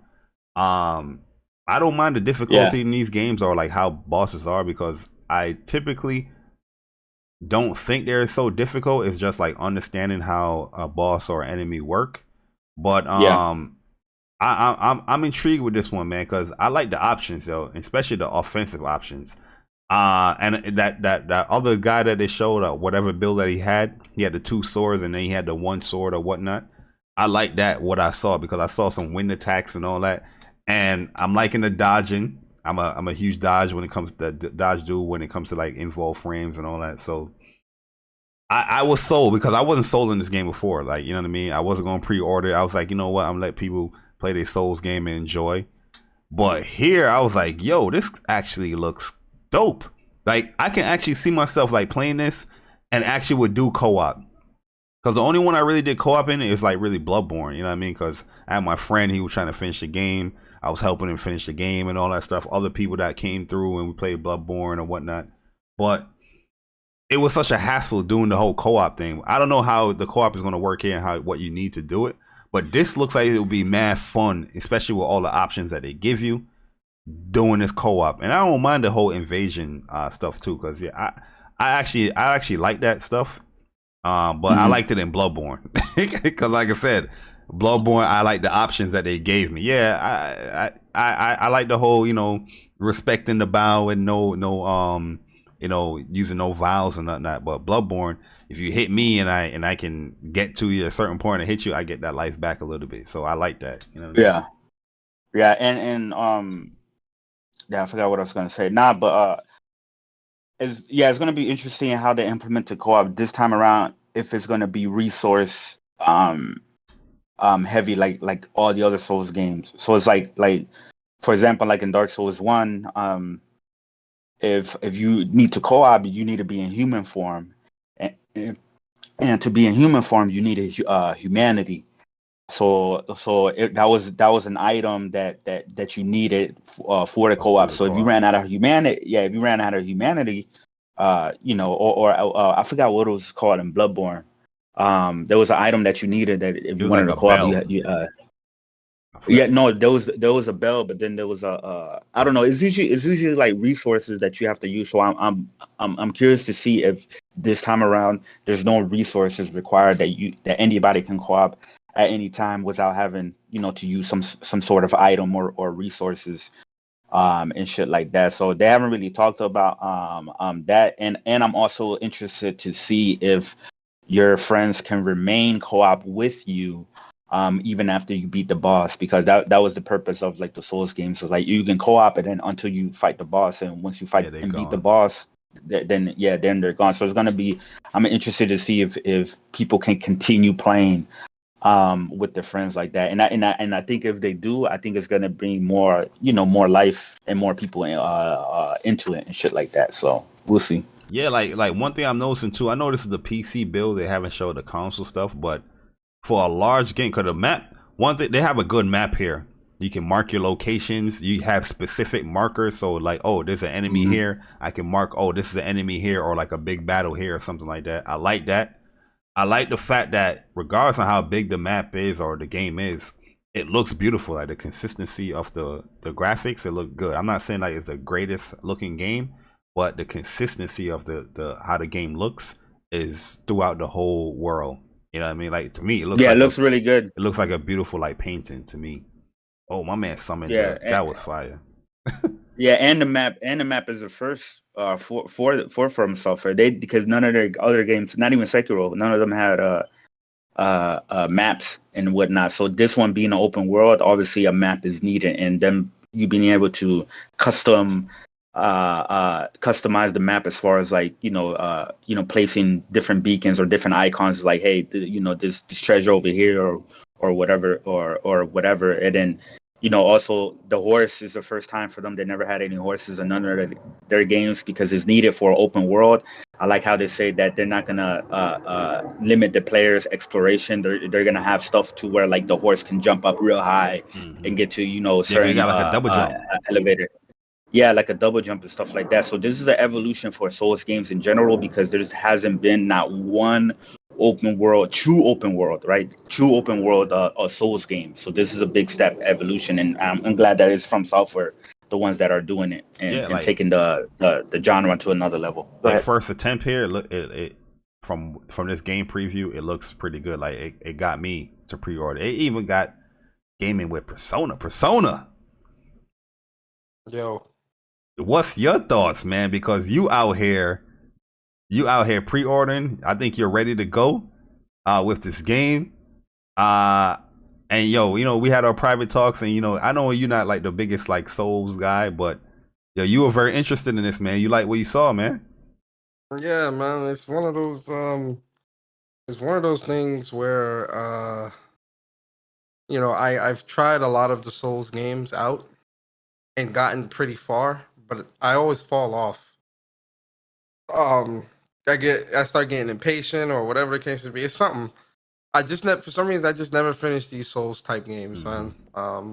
Bloodborne, Demon Soul, not Demon Souls. I only got to the first boss in Demon Souls, but you know, that Dark Souls 3, Sekiro, you know, I just like get through these games, I get to certain points, and then I kind of just fall off. But this game, and they're good games. It's not like these Souls games are not like bad, or they're really good games, and they're really challenging. And I do like a challenge.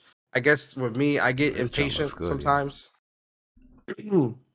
I get impatient sometimes. So I think that's my whole thing. But this game here, watching this gameplay and like seeing everything and just seeing how this is all coming together, I had to pick this up because I was like, yo, this looks really, really good. It looks really fun, and I want to play it, you know? So I grabbed it. I grabbed the collector's edition. And I grabbed the digital deluxe. That Really was a beautiful statue too. Like that statue, I like statues that have a lot of detail, and they did their thing with that statue. Yeah. Like that statue was really beautiful. And then I'm finding out that they actually have a premium edition exclusive to Bandai Namco store with the helmet she had on. And I'm like, oh, I want that. Yo, low key, I want that helmet, dog. I want that helmet. Yo, I want that. So I'm waiting for those pre-orders to go out, so that I can actually grab that. And I'm gonna cancel. My my regular collector's edition. Look at me being financially irresponsible. So you know, with that, man, it's really good. I'm really excited. And I know people are saying, "Oh my God, Persona, I can't believe you didn't beat Bloodborne." I know if they come out with a 60 frames per second patch, I will be on there. You can ring my bell. And I am going to be playing through Demon Souls and and completing that, and depending on how I fare, getting the platinum as well. So yo, if you're going for my advice, if you're going for the platinum in Demon Souls, before you initiate the final boss, and you will know, right? The game you will know, right? The game's gonna let you know, right? But because I made this mistake, before you initiate the final boss, because after the final boss, it's gonna put you directly into New Game Plus, right? And I completely forgot about that because all the other Souls games, you can fight the final boss and shit like that, but you can still go back and you know clean up trophies that you can on your first run and shit like that before you start New Game Plus, because the difficulty spike. And it's worse. Damn, that heavenly sword swing was crazy. Oh my God, this game looks really good. Go ahead, I'm listening. Yeah, go ahead. Not the difficulty spike in Demon Souls going from first playthrough to New Game Plus is ridiculous. Like it's worse than any other Souls game. Like I was like, damn, they made this motherfucker hard as shit on New Game Plus. So I would suggest cleaning up, getting as much trophies as you can on your first playthrough, the ones that you can, and then doing because you're gonna have to beat the game for other trophies and shit like that. You're gonna have to do New Game Plus and shit like that. But yeah, no, but I'm liking the different magic abilities in Elden Ring. There seems to be a lot more, like what Jay Bari said, like having multiple weapons, which all those Souls games you can have multiple weapons and shit like that. But this one, it doesn't seem like having multiple weapons on you is really going to hinder you. I don't know. It depends how they do like the weight system, because that was one thing that kind of like the wave system in the Souls games, like the heavy armor you wear, you'll fat roll and shit like that, which is probably gonna be like that in this one. But I hope it's a little bit more lenient, and I hope they bring back upgradable armors again, because for some reason they took it out of Dark Souls 3, I guess for balancing purposes for PvP. But I want to be able to upgrade my armor, because if I'm a character that's light on my feet and have more mobility, right? But I also want to have a good amount of defense by being able to upgrade my light armor or some shit like that, which was in all the Souls games except Dark Souls 3 for some reason. So yeah, no, I'm definitely excited like for this, and the collectors, like I said, that statue looks phenomenal, but clean. And then the steel book looks great, art book, everything. It looks really good. So for me, it was a day one. It was a no brainer. And I'm actually going to complete this game.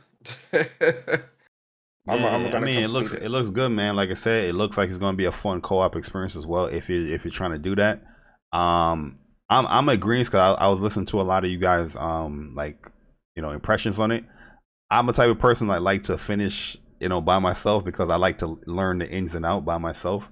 I don't know. It might be a pride thing with me, because there's times where, like a game like The Division, right? The Division came out and people was like, "Nah, Bar, come in your game and help you finish." I'm like, "Hey, you know what? Come on through." And I never finished that game because I felt like I didn't do no work, because everybody was level 30. I'm like level 8. I'm like, yo, I don't want to be carried. So I like to learn the game by myself, and then if people need help, or we can just go in, then I'll do co-op. But it's a me issue. It's a me issue. But I think I might do the same thing. Or if I get to a certain area, like say I beat like 6 bosses or whatnot, like I feel comfortable with the game, then I probably do co-op, and stuff like that. But we'll definitely see. I'll be honest with you though, I don't know when I'm gonna start this game, because it comes out the same month Horizon comes out, and that's not like a short game. That's what I was gonna say. That's what I was gonna say. The only thing I'm not liking is that it is a week apart, like literally a week apart from Horizon Forbidden West, and that's another like. You will have to know Life Horizon. You have to know Life Horizon so you can beat it before this comes out. But that's also Sifu coming out and all that. It's just a lot of stuff. I mean, I'm gonna be jumping in between. If I haven't finished Horizon, I'm definitely going to be jumping back and forth. But yeah, I hate the fact that they're releasing a week apart, man. I wish they would have cut the initial January release date for Elden Ring. Yeah, because what it was January, like what, 20 something? It was like 21st or some shit like that. Yeah, that was a great release date. To be honest, that was a great release date. But February 25th, guys, man, for PS4 and 5. And you know what? That's so rough. That's so rough for like me, is because there's 2 major games or expansions coming out that really are gonna take precedence. Because I forgot about Destiny. Forza Horizon Forbidden West comes out the 18th, and then Destiny expansion, the Witch Queen expansion, comes out that following Tuesday, and then Elden Ring comes out that Friday, the 25th. So, for me, Horizon takes precedence, but I'm gonna really be juggling Horizon and Destiny's gonna eat up a lot of my time, because I gotta grind, and the raid and all this other stuff, and then obviously Elden Ring. So Elden Ring, and then Sifu and GT7 is that following week. It's really when I say bad, I mean good, but it's really bad time for gaming, man, because it's too much. Like, it's way too much. Yeah, it's a lot, man, and it's not like it's not like one is coming out in the beginning of the month. They're like back to back to back to back to back. 2 or 3 in the same week. Yeah, it's crazy. And then it's KOF 15. Lot, King of Fighters, which comes out the 15th, that Tuesday. Yeah. So the 15th is King of Fighters, then the 18th is Horizon, and then the 22nd is King of Fighters Destiny, come out in February? And then Elden Ring is the 25th, and then the 3rd is GT7, and then the 14th is Final Fantasy Origins. And March Origins, GT. Forspoken. I don't think Forspoken got a date yet, but I'm pretty sure it might fall in that area. It might fall at March, or I think it's going. Spring starts I at think the it's end gonna of be March, May. but it's gonna be April or May. I think First May. Order's I gonna be think that in early. May. Yeah, and then whenever Ragnarok is supposed to come out as well too. So Well, no, I don't think Ragnarok's coming out until no bullshit. I think that's coming out towards the like end of June. 2022. Yo, No, I would say like Ragnarok is September. gonna come out in April, bro. Nah, I'm place that telling bet now. I'm Place the telling bet. you, it's gonna come out in April. I'm thinking I'm telling you, June. it's not. I think I'm thinking Ragnarok is June. coming out. Cause you the second remember half of the year. why you guys think it's coming out later? Let's see the reason. Because the whole stuff with Chris Judge and the surgery and stuff like that pushed them off track to where they had to major delay.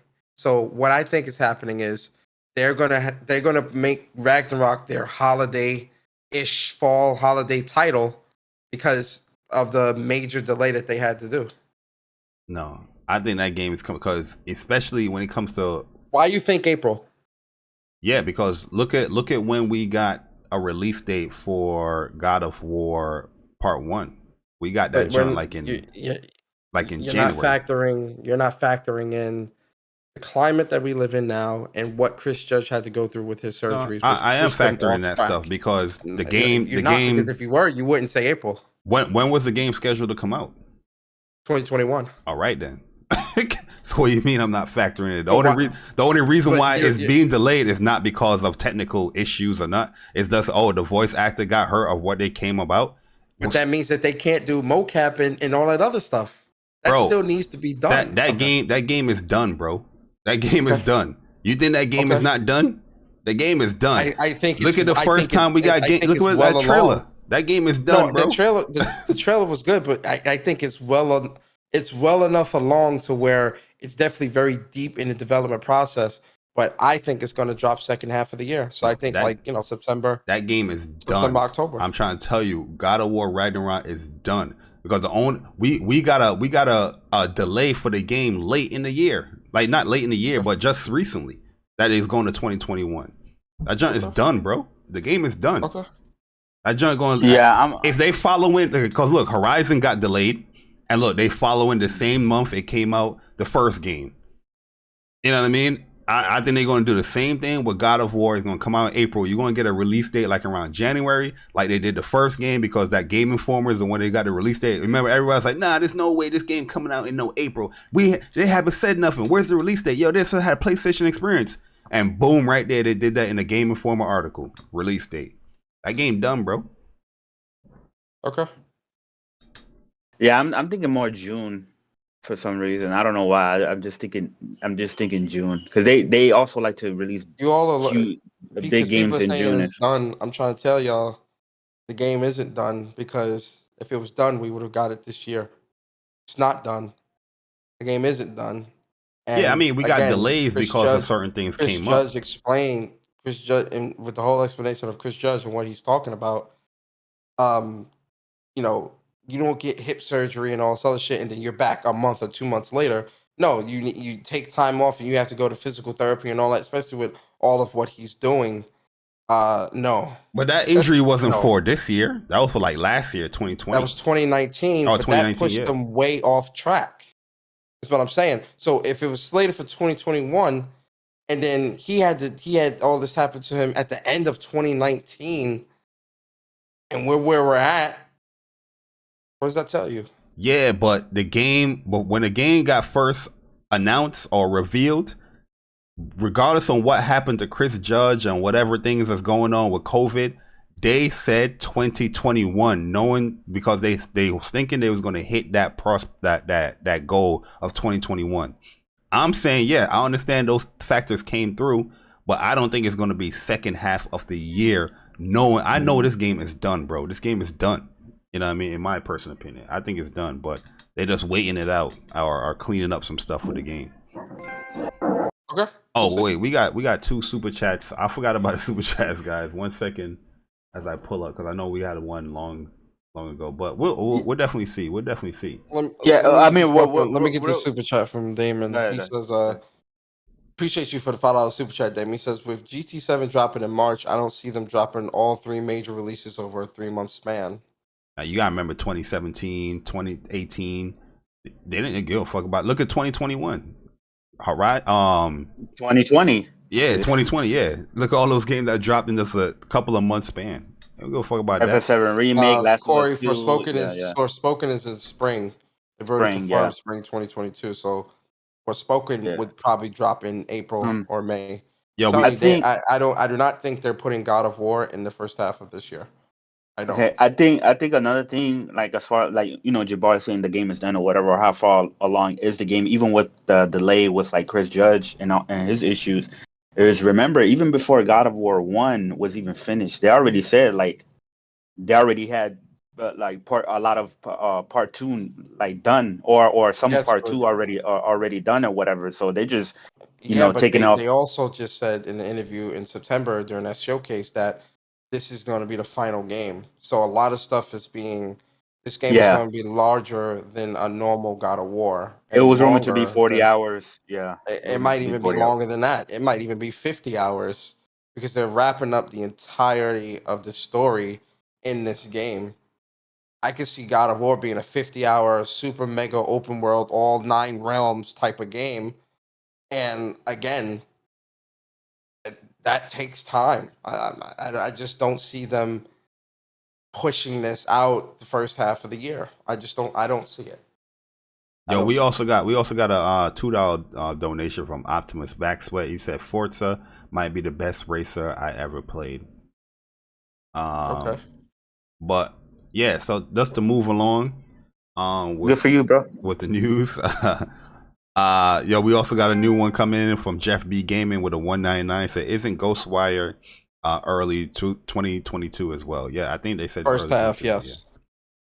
But all right, guys. Yeah, but that's not a big game that people are really looking forward to like that. I mean, but that's a third party too. And we're talking first party more so than third party. Yeah.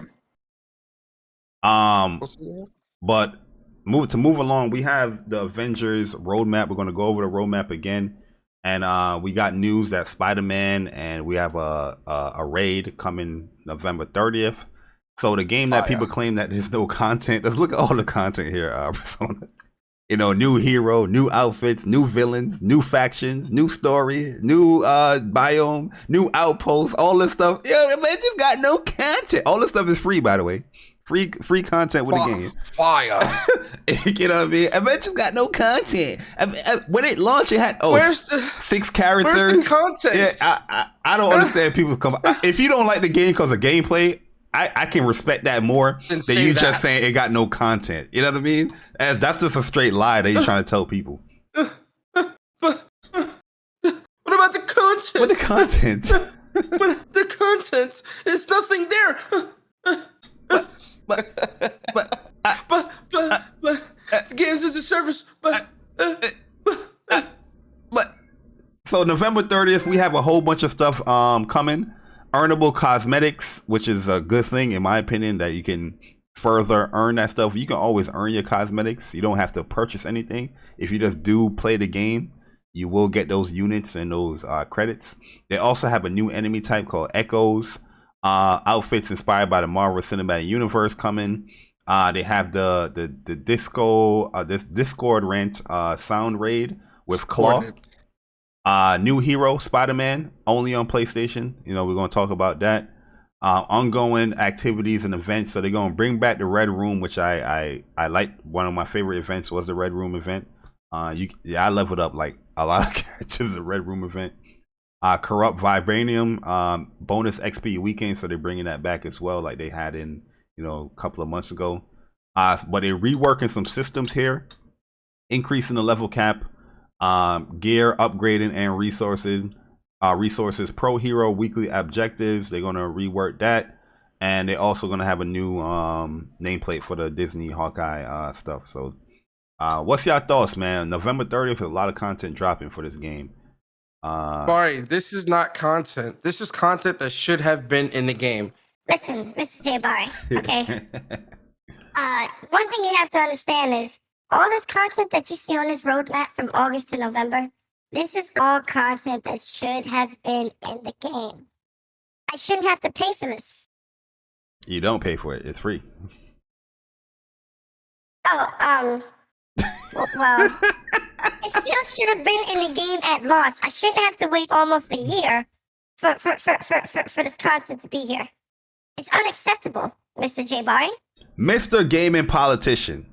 So you think it's unfair for a developer to have, because this content was supposed to come out, you know, either earlier this year or last year, but due to COVID, where, you know, everybody, you know, is very sympathetic to the reasons of COVID with other developers, but for some strange reason, when it comes to Crystal Dynamics and Avengers, people don't give a damn about that COVID excuse, right? You should have had this game day one. You should have had all this content day one, blah, blah, blah, whatever they say. Even though they gave you a roadmap that got delayed and they warned everybody and told everybody, you think that having all this content free is not good for the gamer, Mr. Gaming Politician?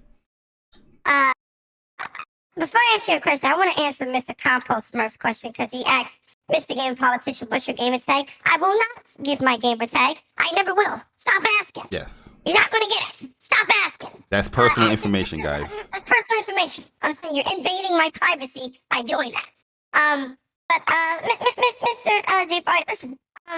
It's just the stuff should have been in there at launch, right?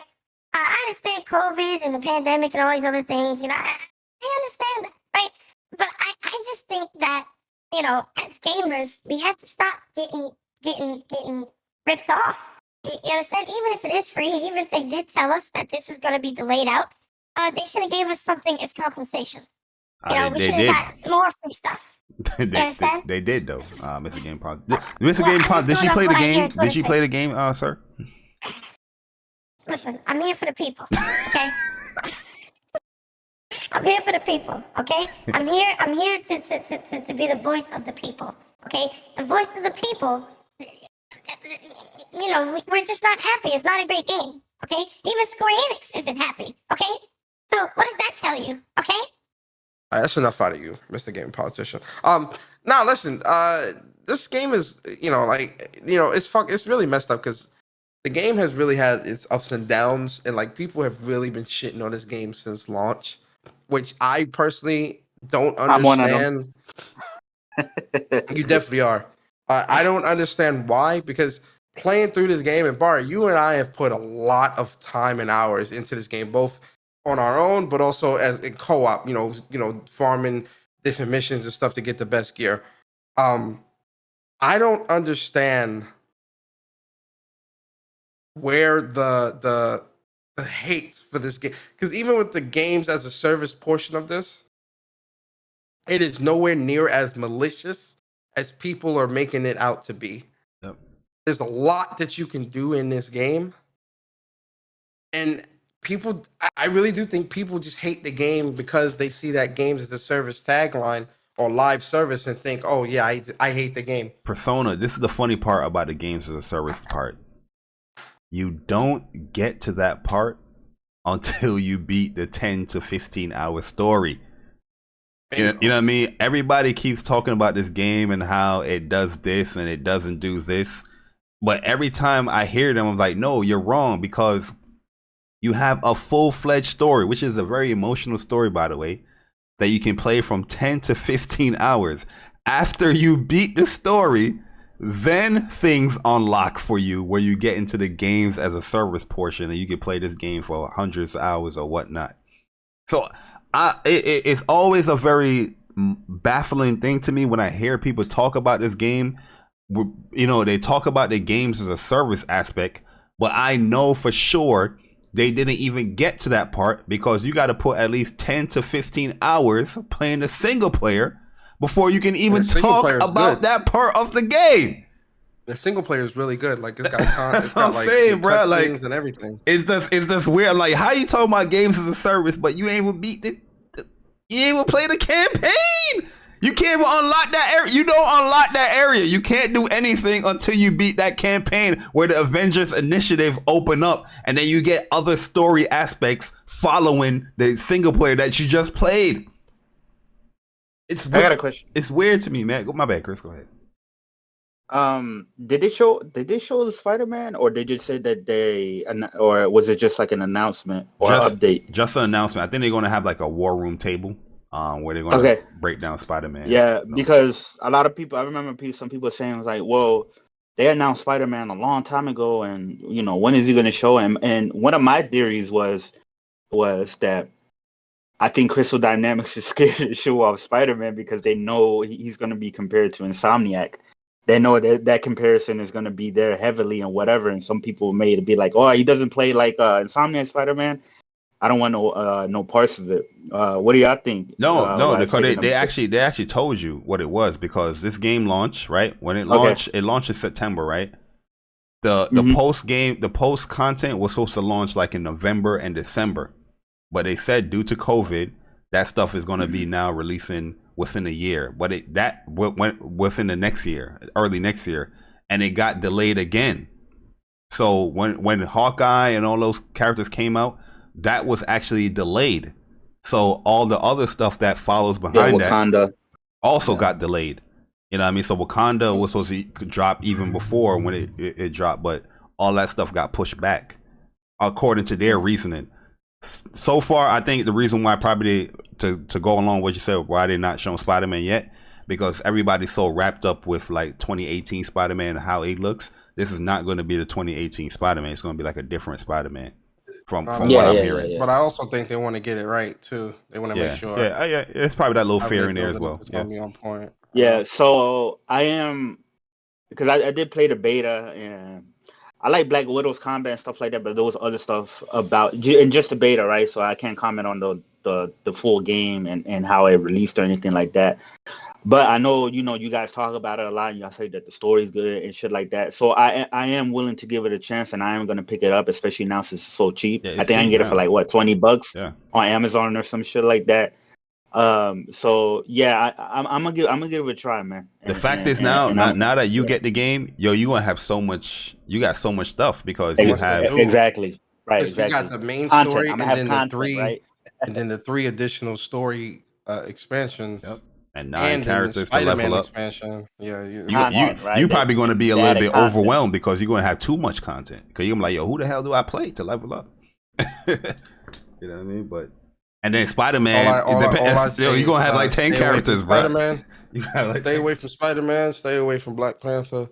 Stay away from Miss Marvel. Those are my characters. Don't touch them. Stay away from Hulk. And stay away from Yo, Persona gonna be like, yo, Bar, you trying to co-op? I'm gonna be like, hell to the no. Damn, because I'm playing Spider-Man. Or Captain America. No, we both can play as Spider-Man now. Remember, oh yeah, they did change that up. There's no hero thing no more. You can play with whoever you want. Now I can play as Thor and level Thor up. Thor garbage though, but Thor is the best character in the game. Don't let anybody tell you differently. Garbage. Hulk and Miss Marvel the best. No, absolutely not. Don't tell you different. Hulk's the best. Absolutely garbage. Hulk, you're not going to get the satisfaction with Hulk unless you level him up a little bit. I think you got to get like level 30, and once you get certain things unlocked, then yeah, this man's a monster. But Thor garbage. Thor Hulk the best. Yo, Hulk when Hulk does his gamma burst, and it heals everybody in the Hulk is, and then like his slam. Hulk is just too good, man. Yeah, Hulk can put out some damage. You definitely got to put some. You got to put some work into him a little bit. And get certain gear, in order to like see like his full potential. But Hulk is really good. But yeah, now that Spider-Man coming out, definitely going to be that Thor. I'm in that red room all day with Spidey. I'm getting that Thor, boy Iron Man, man. and Spidey. Spider-Man gonna be level 50 day one. I know that for sure. I'm gonna max him out. That's a fact. I'm gonna max him out. Get the best gear. And the costumes is cool that they have in here too, man. But once again, you do your dailies or your weeklies, you get those credits and stuff, so you don't have to spend no real money with it. But depending on how much you play the game, if you're not playing a game like that, you're going to have to spend it if you want certain costumes. But if you're playing this game, yeah, you're going to be good to go. But that's Avengers roadmap right now, man. The 30th is going to be a lot of stuff to play, man. I want to see this new enemy too, man. So whenever this war table is, yeah, I'm pretty excited to see it because this new enemy called the Echoes looks very interesting. This costume looks really, really good in game. That the Iron Man 2 costume. So what did y'all feel about the Square Enix CEO saying that Crystal Dynamics wasn't the best fit and it was disappointing and all that stuff? What do y'all feel about those comments? Yeah, I personally didn't like the comments. I don't feel like their comments wasn't like like it was like a lie or anything. I think Crystal Dynamics did what they were told to do with the game, how they wanted to create the game. Because, like I said, Avengers, people said, oh, they should have did something like Galaxy of the Guardians of the Galaxy. They do. They have a full-fledged campaign in the game. You know what I mean? And a lot of I just think people are not playing. People are not playing the like, game. Like a lot of faults that Avengers had is because of, you know, word of mouth, like bad word of mouth of the game. So people's like, oh, I'm gonna avoid it, or they probably play the beta like you did, Chris. Because the beta wasn't the greatest experience. It was running bad on PlayStation 4 and all that. Yeah, it was not the greatest experience. So I feel like a lot of people didn't buy the game because they either heard it was bad from people that didn't play the game, or they did play the game and didn't have a good experience with the beta. You know what I mean? But I think when the game launched, it was definitely fixed up. There's a lot of updates that they did throughout, you know, the months where, you know, we saw that 100 correction or update, you know, list, and it was doing a lot of stuff to the game to help work it out. So I would give Crystal Dynamics like blame like that. I commend them honestly, because from what the game is from launch and what it is now, it's an entirely different game, and I think they did a great job. Like, I really enjoy the story. This is not no cap. I'm not lying. I'm not trying to, you know, because I like Marvel, whatnot. That story is really, really good. I tell you, when you get to the end of the story, you're gonna be like, yo, that was deep. That was dope. You know what I mean? And there's certain incorporations or certain cameos that's in the story. If you are a Marvel fan, you're gonna appreciate it. And then that's when you get to the games. Everybody's claiming that they don't like games as a certain. It's like, it's no different than like if you buy Call of Duty and you only play the story. There's no difference here with Avengers. You can play a whole 10 to 15 hour story and you be good. Then after that, you get to the games as a service. You want to continue within the story, or you want to continue within the gameplay or leveling up characters. So I don't really get the complaints really with people with this game. I think it's they ain't play the game, man. Yeah, like, listen, that's what it is. Let's cut the cap, man. Let's cut the cap. Let's cut the cap, man. Stop all this bullshit, right? Listen.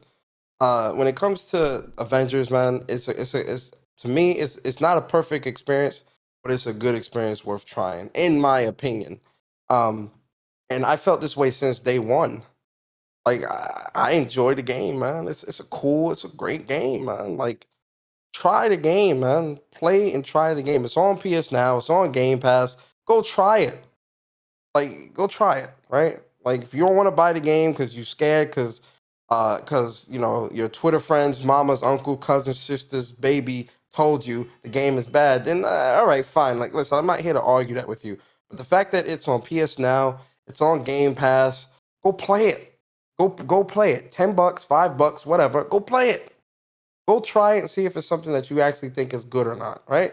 Since people don't want to, you know, support the game, listen, I think the game is good. In terms of what Square Enix is saying, this is the second time that Square Enix has like said some messed up stuff about a dev, or not said, but like, because the whole people can fly shit and how they ain't getting paid because Square Enix ain't meet their quota, and now this, and I'm like, yo, Square, what the hell are y'all doing? Like, right? With Crystal Dynamics, I think that's really messed up. Like how you would say that, at least publicly, because this is your studio, this is your team, right? And you know, you don't ever want to throw your team under the bus. Like, you know, I'm gonna stand by my team regardless. A better way to say that is, you know, oh yeah, you know, they're working to create the best game that they can to their ability, whatever, and the game will continue to get better with time. That's more acceptable than saying, yeah, so Crystal Dynamics, they weren't the right people for the job. And it's like, well, damn, like, how do you keep morale up speaking like that about your studio? That's real fucked up. That's really, really fucked up. And Square, yeah. Shame on you for that. Shame on you for that.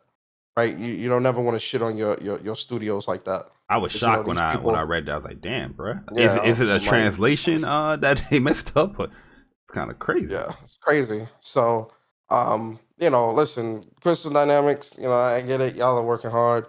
It's hard to create good games out here. Just keep doing what you do. And they've made the game a lot better. They've done cosmetic improvements, quality of life improvements. You know, they're continuously building on the game. They still supporting the game. You feel me? Shout out to them, man. Yep. But yeah, so that's Avengers. Hopefully we'll see you guys in November on the 30th, and see that Spider-Man, man, see how he plays. Hopefully he's good. You know what I mean? I'm definitely interested in how he's going to traverse. Can he wall crawl? I'm pretty sure they're going to have the web swing there. But we'll see. Before we get into the topic, we got one little last news here. With Demon Slayer Hinokami Chronicles, 2 new DLC characters came out, and they are the demons. You got Rui, lower 5, and one of my favorite personal demons in the whole series, Akaza. I'm telling you guys, when the anime catches up to Akaza like story, his arc, you guys are going to say the same. This character right here, Akaza, amazing demon, man. It's crazy. But yeah, Rui and Akaza are out there, free DLC. So if you purchase the game, the Hinokami Chronicles, you get 6 free DLC characters, and these are the first 2. And they're pretty good, man. Rui, very good character, a lot of range, a lot of traps and stuff like that. Not so much on the damage side of things. But Akaza, whoo, this guy's damage is ridiculous. Really, really good. He got one of those moves where he's like, yo, forget neutral. I don't care how far you are. I'm going to pull up and I'm going to punch you in your face. And also with the demons, this game is like a partner game. You have like a partner that you select. So you selecting like 2 characters, but demons only can select the one character. They only play by themselves. So they don't have like that lets you know they OP as fuck. Yeah, they don't have like a partner gauge or whatnot. So they have 2 additional skills with them. So everybody have 3 skills in the game, but the demons, they have 5. So with L1 button and the till L1, you have 2 additional skills that you have with the demons, and you can also escape combos by just pressing L1 if you're in a combo. And that will deplete your L1 gauge. Oh, that's OP. Oh, I can't wait to play. Are they out now? Yeah, they're out now. They came out Tuesday. They came out Tuesday. Ooh, I want to try these dudes out. Yeah, they're pretty good. Rui is really good. He's hard to deal with because he has a lot of traps and stuff like that, and his range is really good. But the damage, you're gonna see he does no damage. But Akaza, you can get 40%, 50% easily with Akaza. He hits you, he hits you. You know what I mean? It hurts. He got that Rengoku type damage. Might be a little bit more because he has more skills as far as the 5. But they're both good. I still gotta watch the show. I haven't watched it yet, but everybody says it's really, really good. So I definitely need to get on that. Oh yeah. Demon Slayer is an amazing show, man. If you like manga as well, amazing manga. You might cry, no cap. It's emotional, man. It's emotional. But yeah, man, I'm super excited, and we got 4 more characters coming. I think there was a leak as far as who's coming. I'm not gonna do it here or talk about a leak here, but I think the game is great, man. Just fix the online, fix how rank mode is set up, and add a spectator mode with lobbies, including the capacity. Increasing the capacity of the lobbies as well. But they definitely have to fix that rank mode, man, because rank is broken right now, to be honest with you. But that's pretty much it, man. What's your thoughts, Persona, man? You gonna try them out? I'm gonna try them out this week. I'm really on COD heavy this weekend, but I'll pull away an hour just to try them out in the training and try them out in a match or 2. But I agree, man. The quitting in Demon Souls, even in I went to player match. It's the same shit. I'm just yo, man. I don't want to play this because it's so boring. The online is so trash in terms of the community to where regardless if you're in ranked or in player match, they keep quitting. Earlier this week, I played 5 or 6 matches. Only 2 matches people didn't quit because I lost one of them. And when I lose, I want my rematch. Just if I win against somebody, I give them their rematch. Everybody want to quit. So I'm see, y'all some scrubs, man. Yeah, they get up. It's worse than rank, bro. Turns me off. It's worse than rank because you don't get your points. Yeah. You know what I mean? It's much worse. If you're trying to grind points, people, bro, I swear to God, I supposed to have I have a lot of wins in this game. You know what I mean? I should be at least like at rank number 3 stars, but it's so much rage quit. It's pointless, bruh. You know what I mean? And then when I do lose, you lose so much points. You lose so much points, bro. But I don't quit. I don't. You know what? I say, all right, I take the L. All right, let's play again. Some of them, they don't even want to play again. They don't finish the set. They quit. Yeah, they quit, man. It's trash, man. I be like, yo, come on, man. I don't want to keep playing this. Yeah, it's rough. It's rough to play, man. It's not fun to keep having people quit mid super or mid combo quitting. Man, that's garbage, man. They don't want to see that picture. Garbage. They don't want to see that picture. So, do y'all think the reason for people quitting this game is because since this is a game, you know, based on like the anime and stuff like that, so you're gonna get a lot of people who buy this game because of the anime, but not necessarily into fighting games, because you know, like in traditional, like in the fighting game community, that shit doesn't fly. Like, you know, run backs even if you win. You know what I mean? Don't quit your ranked matches and shit like that. So do you think it's probably because of like the people who are not maybe into fighting games and just got this for the anime, or the main ones that are like quitting a lot and shit like that? I feel like it has something to do with that. Like, you know, a lot of people that's buying the game, they're just probably playing the story, or, you know, just want to have fun and try these characters out. But you have a mode for that. You have the regular player match. What I'm talking about is like rank. I feel like rank, it's not set up as like a traditional rank match. It's set up like a player match because you're deciding who you want to play as. You can leave anytime within the match. And if somebody rage quit, you don't get no points. Like, I understand those type of things. Like, you know, you're trying to track, you know, the casual people that like the games and all that stuff. But you have like a serious mode that's supposed to take you seriously, but you don't take it seriously. You know what I mean? Right, because there should be some consequences of you rage quitting the ranked matches. Yeah. Like, the Persona tell you, it's not even like the game is over yet. As soon as that super start up, they gone. They're gone. You know what I mean? They're gone. You don't get no points. Like, you don't get the win. Yep. You know what I mean? Like, what's the point? Shit garbage, man. And it's just like, yo, how is this fun? Like, this isn't like, and this is probably a conversation for another time, but like, it's just the state of online multiplayer gaming in general. It's terrible. Terrible. And no one's speaking on it. Yeah, I don't know the mentality with people that play these games now, man, but it sucks. Well, last little thing I want to show you guys before we get into the topic. Star Ocean's got a new trailer where they're showing like environmental trailer. I feel like this is a response to like a lot of the whole frame rate stuff in the game. And yeah, they're just circling through the world here. Showing you the environment. This is definitely a response to the frame rate and how the game looks. Absolutely. And the visuals, yeah, the visuals and all that. This is 100% a response to that, because this compared to the trailer, this looks like Tales of Arise. It looks amazing. This looks like Tales of Arise quality, bro. And I'm like, all right, I mean, you sold me during that first trailer. I ain't gonna cap, but this sold me. I'm like, all right, this is yeah. And also, they definitely need to fix the faces and the facial animations because they look pretty rough. I ain't gonna lie. They have that. They have that Star Oceans till the end of time stiffness still. Like, you gotta evolve that a little bit. Right. But I think the game looks good. I wouldn't compare it to Tales or like, you know, the new Dragon Quest. Like, I feel like when the Unreal 4 engine like took those games like to the next level.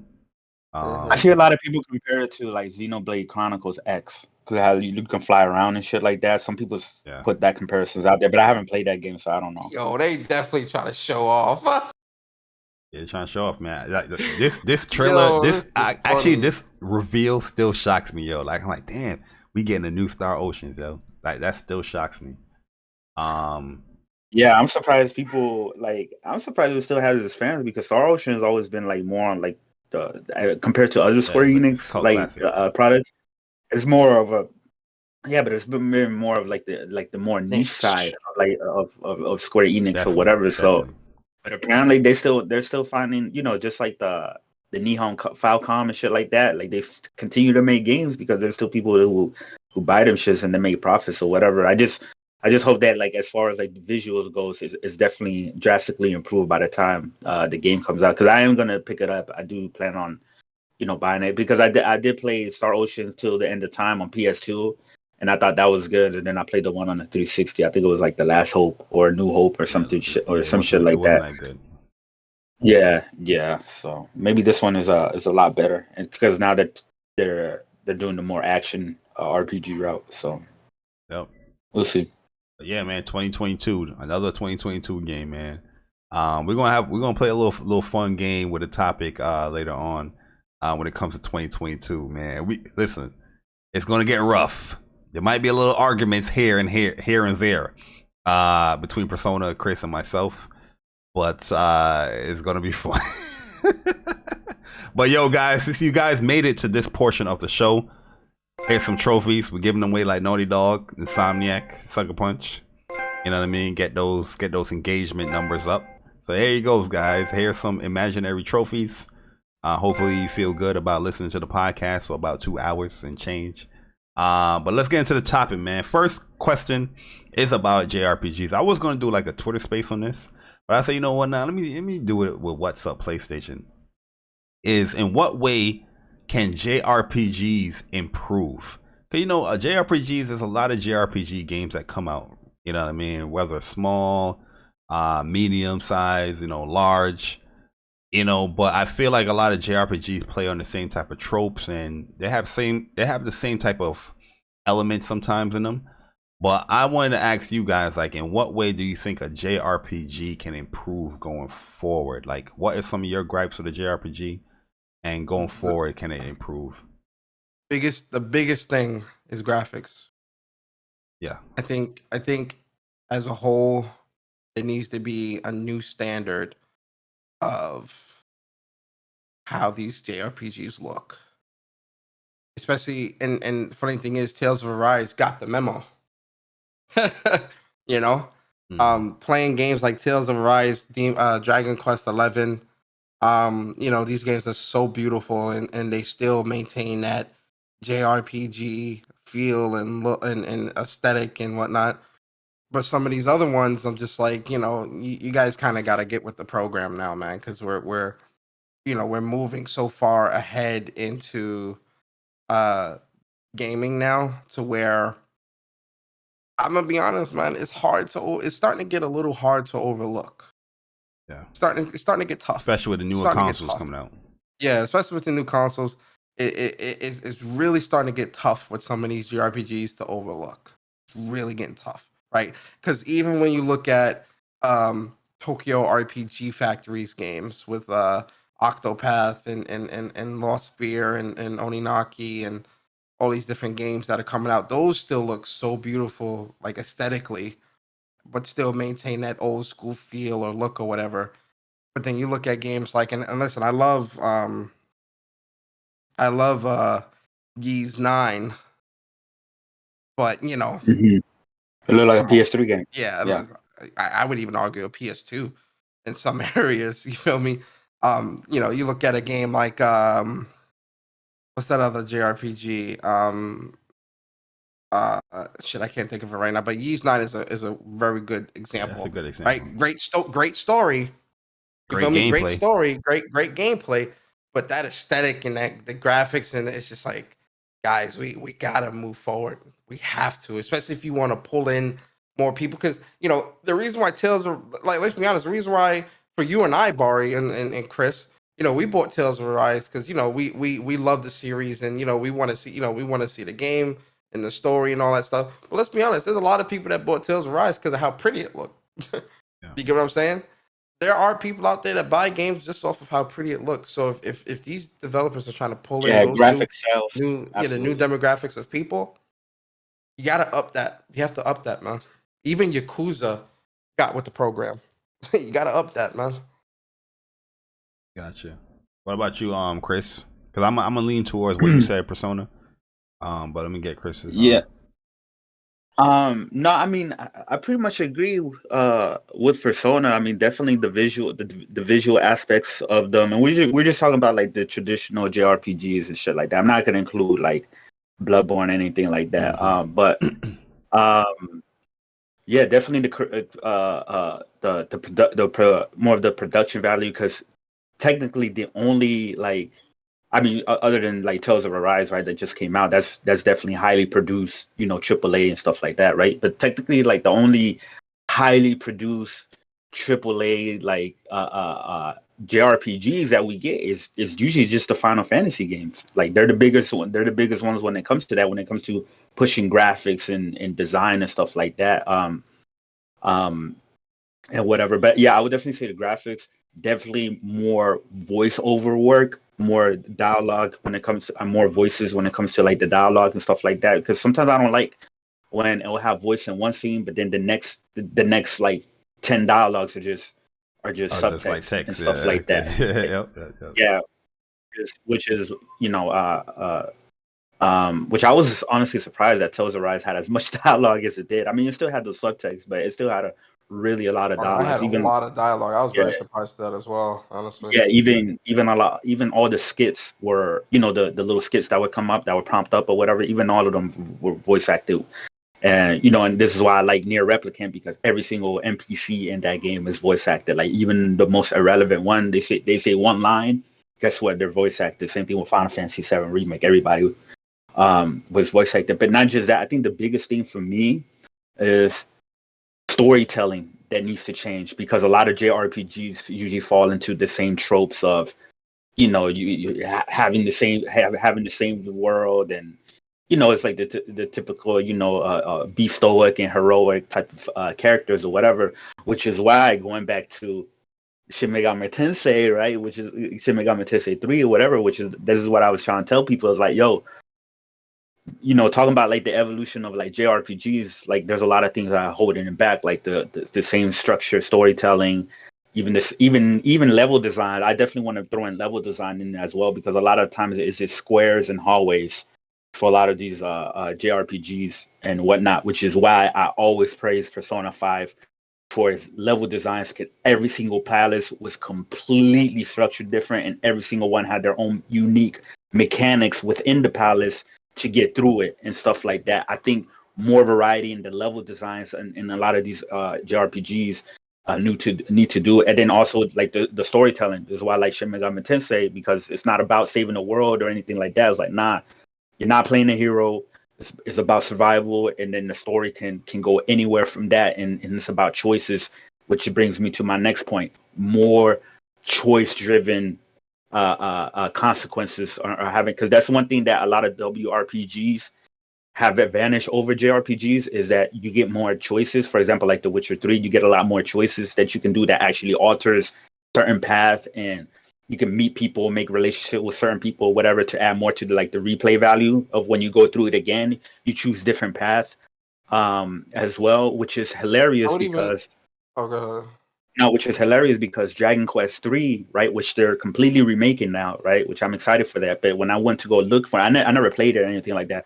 But when I went to go look into the game and watch, reviews of the old game and how Dragon Quest 3 and why people say this is the best one, it's because that was literally, and I looked it up, it was literally the first RPG, not only with a day and night system in the open world, but also so many branching story paths and so many branching choices. Somebody made a graph of the first 2 hours of the game, and there was so many different bubbles and lines going this way. If you make this choice, you get 5 options out of here and shit like that. In the Dragon Quest games haven't done that since. So I think JRPGs, another way for them to evolve is to add those elements as well into them. I think to kind of add another one, because you just reminded me, Chris. Combat as well, especially for turn-based RPGs, JRPGs. And I'm using Final Fantasy VII Remake as the example. I think Final Fantasy VII Remake actually set the bar for turn-based or hybrid combat, and I would like to see more JRPGs take on that type of combat structure if you're going to be turn-based, to where it's more of a hybrid, just to kind of, again, so you can pull more people in, but it also still stays pretty active and things like that. one game that I think does that kind of pretty well is Chris Tales.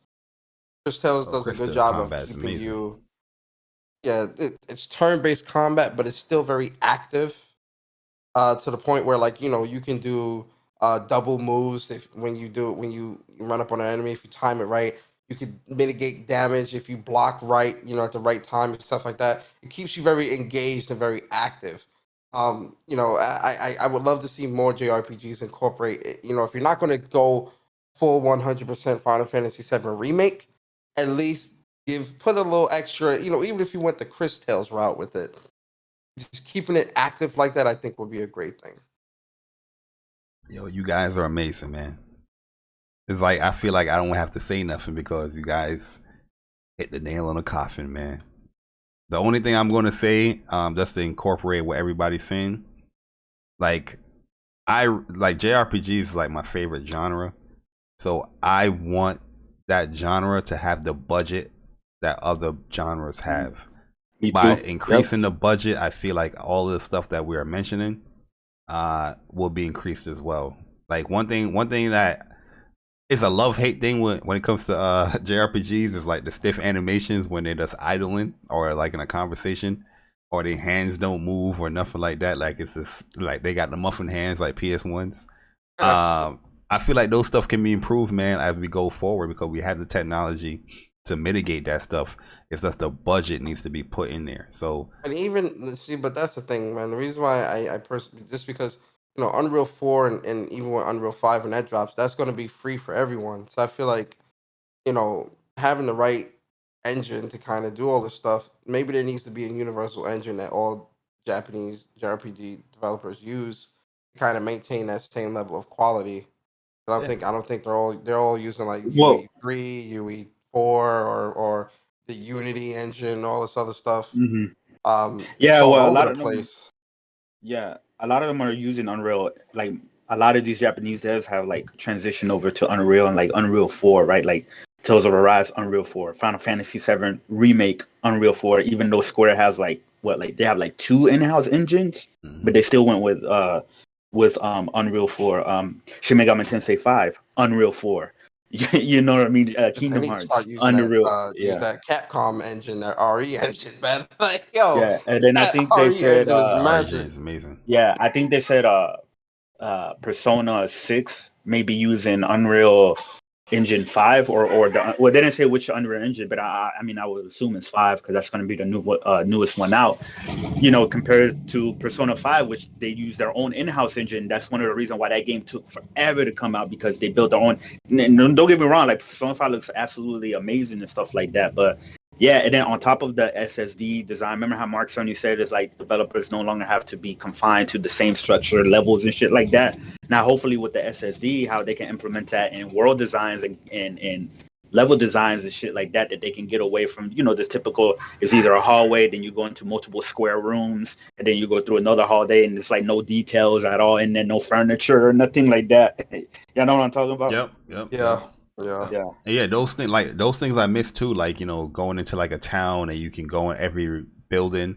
It's not like you have a purpose to go in any building, but you still can just go in there and just search and read a book or see a barrel that you can pick up an item from. Like some of these games, you go into these towns and you can't even open some of these doors. Like I feel like if the budget was increased and they had more money to play around to put into their game, I think JRPGs can evolve much more than even the Atelier series, the new one, Atelier Ryza, even that improved when you look at Atelier Sophia and Atelier Sophia, and I forgot the name of the other one, but like when you look at Atelier Ryza, I think Ryza 2 or whatever, whichever one is, even that improved like a lot when you look at like the PS4 versions of the Atelier series. Even I just had the other game in my head, man, and it just slipped me. And listen, I get a lot of these JRPG developers. They don't got those super huge budget, but they're releasing the same. Some of this stuff, the same shit every yearly, and it's like maybe you need to go to a bi-yearly thing to give yourself more time to really create, or even every 3 years type ordeal. Tales of Arise the time between Berseria and Tales of Arise is like 4 years, 4 or 5 years, right? The time between I forgot the other one. It's slipping my brain right now, but you guys get the point that I'm trying to make. And I get even Yeez 9, the time between Yeez 8 and Yeez 9 is like 3 years, 3 or 4 years. Yep. So it's Yeah, like, but it still wasn't that much of but an it still improvement over was well. E8 That's what I'm saying. Like graphically. we gotta move up. Look at Dragon Quest 11. DQ 11 is Yeah, that's real good. beautiful, and that's Yeah. completely turn based, but it's open world and it's got all the tropes and everything. But the story in that is really, really good. And that's the funny thing because because I don't mind reading text and stuff like that, if what I'm reading is good, I don't like useless banter. Like I don't like useless just either if it's not funny, if it doesn't serve a purpose to the story, I just don't like reading that shit because I'm just like, all right, man, this is just like the NPCs in bullshit. Tales of Arise. A lot of them didn't really have any you go to them to get the check mark that you talk to them, but a lot of them didn't really have too many like unique dialogue that I cared about. Yeah. Yep. So it's possible for you to make a game look pretty and not have to put all the voices and all that in there. Because Dragon Quest 11, again, there's voice acting in there, but you're doing a lot of reading. But the reading in that game, I did not mind because it was done so well.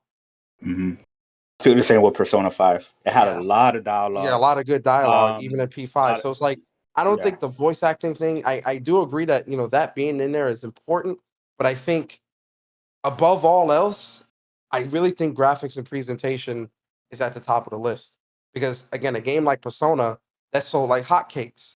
A game like Dragon Quest 11 that's sold like hotcakes, and there's a lot of reading to do in there. It's that presentation. Tales of Arise sold like hotcakes. Yeah, Tales of Arise sold like hotcakes. It's that presentation, man. If you get that presentation down, I really think a lot of stuff. I don't think people would more say overlook it, but they would be more accepting because they all caught in the glitz and glamour of the look of the game, and then obviously the combat and things like that. You still need to make a good game story wise, but I think outside of the story and the combat, presentation and graphics is just as high up there, and a lot of these other JRPGs aren't checking those 3 boxes. They don't have the budget, man. And well, yeah, I mean, yeah, there's always the budget issue, but I feel like, man, if they take the risk and try to put more budget into them, even if it goes over their budget, just for like what Persona was saying, but like the presentations and the visuals, people will look at that and you will get more people to buy their game. You know what I mean? Like I'm pretty sure if Yeast 9 looked like Tales of Arise, more people would have bought that game. I 100% believe that. You know what I mean? So I mean, we'll see with how the whole thing with like Unreal Engine 5, like you said, is being free. The development on like PlayStation 5 gonna be more efficient, more easier, and more developer friendly with like its architectures or whatever. So maybe they can start allocating some budgets and some of the things that they need to and stuff like that. So I mean, we'll see. I mean, there is plenty of JRPGs that are coming out that I'm very looking forward to as well, that I feel like are just gonna take the some of the genre and stuff like that to need an evolution. One that's coming out next week with Shin Megami Tensei 5 was like being able to jump. So this is a PlayStation podcast. Yeah, I know. PlayStation. But it's part of the JRPG. Like it's part of that, right?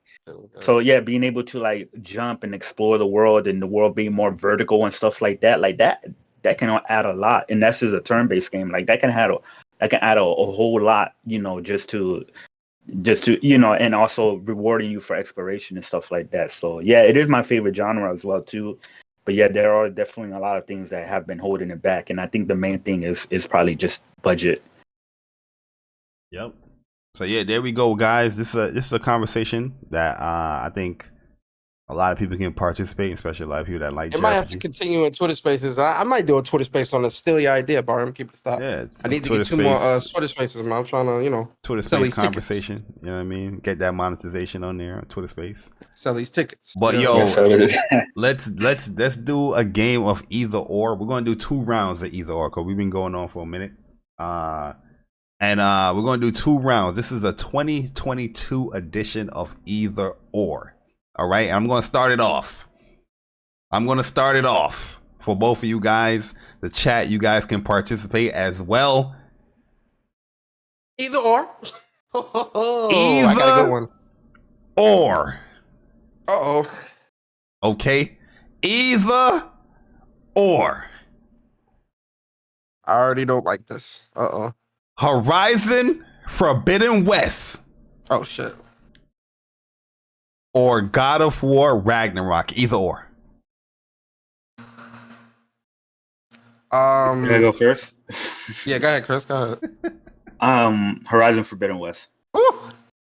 Absolutely, yeah, absolutely. Because and I love God of War, but seeing how much the sequel is evolving and all of my complaints are 100% addressed from everything that they showed in the sequel when it comes to the melee combat, when it comes to the exploration and traversal, climbing, gliding and stuff like that. So yeah, they're definitely taking inspiration from, another game. And I think it's going to be better because of that. And yeah, it's my most anticipated PlayStation first party game that's coming out next year. So Horizon Forbidden West, but I love God of War. Bari, you playing unfair right now, man. I'm gonna go God of War Ragnarok. I'm going Horizon as well. Yeah, God of War Ragnarok, man. I love Horizon, man. I can't wait for that. It's top of my list, but God of War, man. God of War Ragnarok.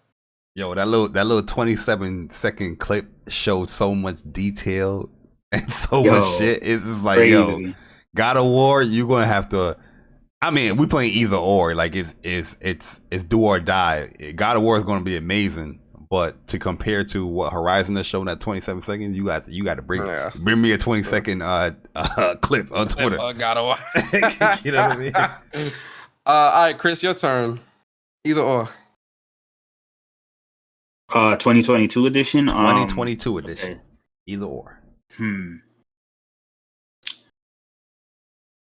I was gonna say one, but I already know what everybody would have picked for that one.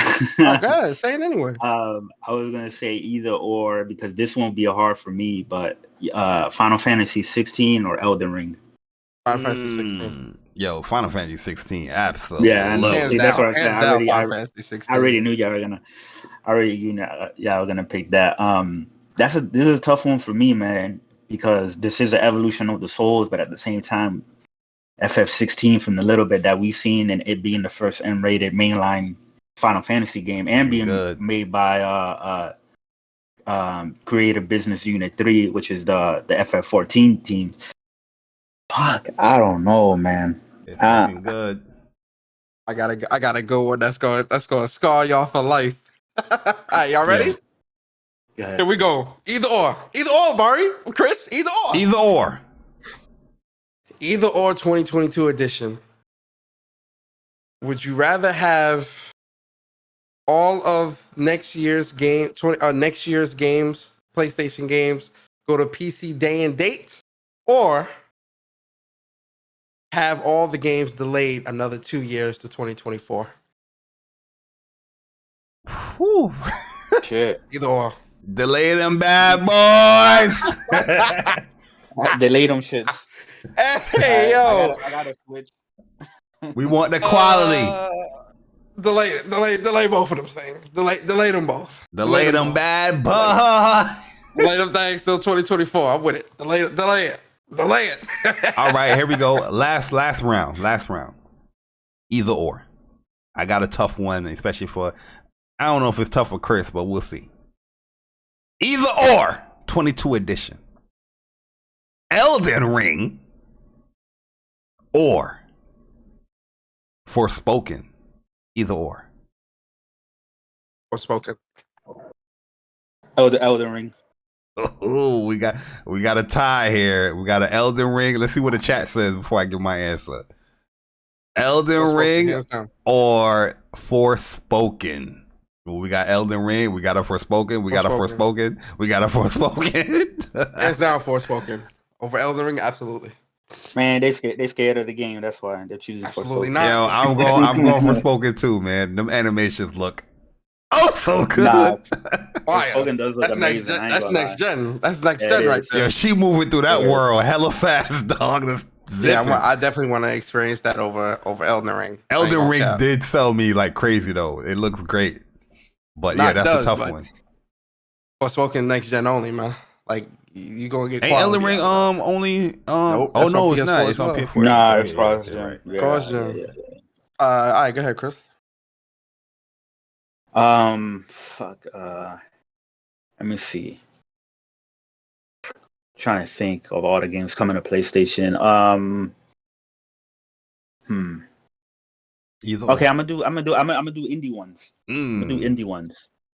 Either or Sifu or Little Devil Inside. I'm gonna go first. I'm gonna go with Little Devil Inside. Sifu. Hey yo, that seafood looking kind of bad. Sifu, hands down, Sifu. Hands down, Sifu. Yo, Nah, that's it is a looking tough fire, one I ain't because gonna yo, lie. Little Devil Side, it does look good, and the combat look good in Little Devil Side, but it does need to show a little bit more. But Seafood, they showing a lot of that. That looks good, bro. I might have to lean towards that Seafood for sure, yo. That was a good one. That threw me off. That threw me off guard. Okay, either or. Persona, close it up. Close it up. Either or. Would you rather have PlayStation announce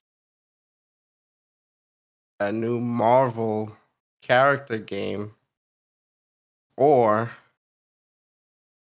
announce... Oh, you know what? No, scratch that. Either or. Would you rather have PlayStation announce a new Infamous game or a new Resistance game? Either or. I pick Resistance. I pick. Yeah, I'm gonna have to go. It's been a long time. It's been a Yeah, long that's time. that's the main Infamous. reason. I What'd you think say, Bart? Infamous. I think Infamous is one of the best comic book hero type games, gameplay wise. So, and it's very unique. So I'm gonna go Infamous, Yeah. man. Yeah, the main reason I'm not picking Infamous over Resistance is because, like you say, Infamous is a comic book hero, and I think when it comes to hero, he's not a comic book hero, but you know, a superhero game. My bad, I didn't mean to say comic book hero. Superhero game, my right? bad, yeah. But you know, we're already getting covered with superhero games, you know, especially with like Wolverine and Spider-Man and stuff like that. But what we're not getting covered by PlayStation as of right now is, you know, a good multiplayer first-person shooter. You know, so that's why I would go with Resistance, you know, as far as either or. I love Resistance. I love Infamous, but I love Resistance just a little bit more. That was one of the first online games I ever played on PS3 with Fallen Man. And I love Resistance series, and I need a new game, like ASAP. Yeah, we do need a new Resistance, game or a though. remake or something like that. But I want a I'm new selfish. Resistance. I want Nathan that Hale, where Infamous. you at? Where you at, Nathan Hale? I want that. So Infamous. I got one more. All right, close it up. Close it up, Chris. I'm gonna close it up. Metal Gear Solid remake or Legend of Dragoon remake? Yo, chill, Legend of bruh. Dragoon. Legend of Dragoon remake. Alright, yo. It's tough. It's tough. It is tough. I'm thinking about it right now. Man. Legend of Dragoon. Oh, You can play the Metal Gear collection. you evil, you bro. can play the Metal Gear Solid collection on PS Now. Legend of Nah, Dragoon. but he said Metal Gear Solid, the first, the PS1. And I said remake. remake. I said remake. Not the original game. I'm talking about a remake, ground up. I still say Legend of Dragoon. Alright, so I love Legend of Dragoon, but it's not like one of my favorite RPGs. It's a good RPG. I like it a lot. I would love to see a remake. But when I talk about top games of all time, for me, Metal Gear Solid is up there. So if they remake that motherfucker, I would lose my shit. So as much as I want a Legend of Dragoon remake, and I want that bad because I think that series has been, well, not series, but that game, it needs more light. Or I think with today's audience, people will recognize like a great game, great combat, very, very different combat, because like Persona said, like what he wanted with JRPGs, he wanted to be active. You have to be very active with that game. Well, I love Metal Gear Solid, yo. Metal Gear Solid. I would take the Metal Gear Solid, man. I would take the Metal Gear Solid, yo. So for me, because I think there's one thing that y'all are forgetting, but but for me, Metal Gear Solid is in my top 5 series ever. Like just the Metal Gear Solid, yeah, like absolutely. the entire series, right? Mind blowing. The first game that I played, Metal Gear Solid, on PS1. Everything you can do, you can knock on the walls to distract the guards, and if you walk on a puddle, they'll hear you and shit like that. You can crawl, you can crawl and shit like that. It was just so ahead of its time, so mind blowing and shit like that. And I really, really love Legend of Dragoon as well too. I thought that shit was fire, and I thought that had a unique battle system when it came to turn based. And I love the Dragoon transformations. To me, it really depends, because first of all, Metal Gear Solid 1. You know how great those Dragoon transformations would look now if they did like a remake and all that. True. Man, right, that's bro, what I was gonna say, but. Metal Gear Solid 1 already had a remake. It was called Twin Snakes. Oh, right? not Back that on the GameCube joint, man. yeah, Twin Snakes or whatever, right? So we did see technically a Metal Gear Solid remake, but if they do Legend of Dragoon with the same type of combat style of Final Fantasy VII remake and the same production value, and when you transform into Dragoons, you can like fly around and shit like that, the battlefield or whatever. I mean, if they do it like that, I would have to go with Legend of Dragoon remake. But if it's not like that, then definitely Metal Gear Solid. Legend of Dragoon remake would be more of an involvement of the game than Metal Gear. I think Metal Gear, you can just remake it, better graphics and everything, but you can leave the gameplay the same. You might change the controls up a little bit, but you change the camera. Yeah, like I feel like a remake for Legend of Dragoon. I think they will customize the battle system. They would definitely add more stuff to the Dragoon transformations and the skill trees and all. But Metal Gear. I just love that game, man. Metal Gear and Metal Gear Snake Eater. I love those games. I mean, I love the franchise in general, but those two right there is just like it's top tier to me. But that's a tough one. Yeah, that was a good one. That's a good. But those are two games that I think could really benefit from the remake. Really benefit. I see Legend. Well, I mean, not Metal Gear is already good, but Legend of Dragoon can benefit from that remake for sure. Facts. Especially if they get the Final Fantasy VII remake treatment and kind of add in new stuff and make it, its own thing. Oh my god, man, I think that would sell like hotcakes, bro. Absolutely, man. But look at this, guys, man. We had a short news week, but we still pulled out an almost 3-hour podcast for you guys, man. Just talking about our impressions and going, in deep in specifics as far as when it comes to video games, man.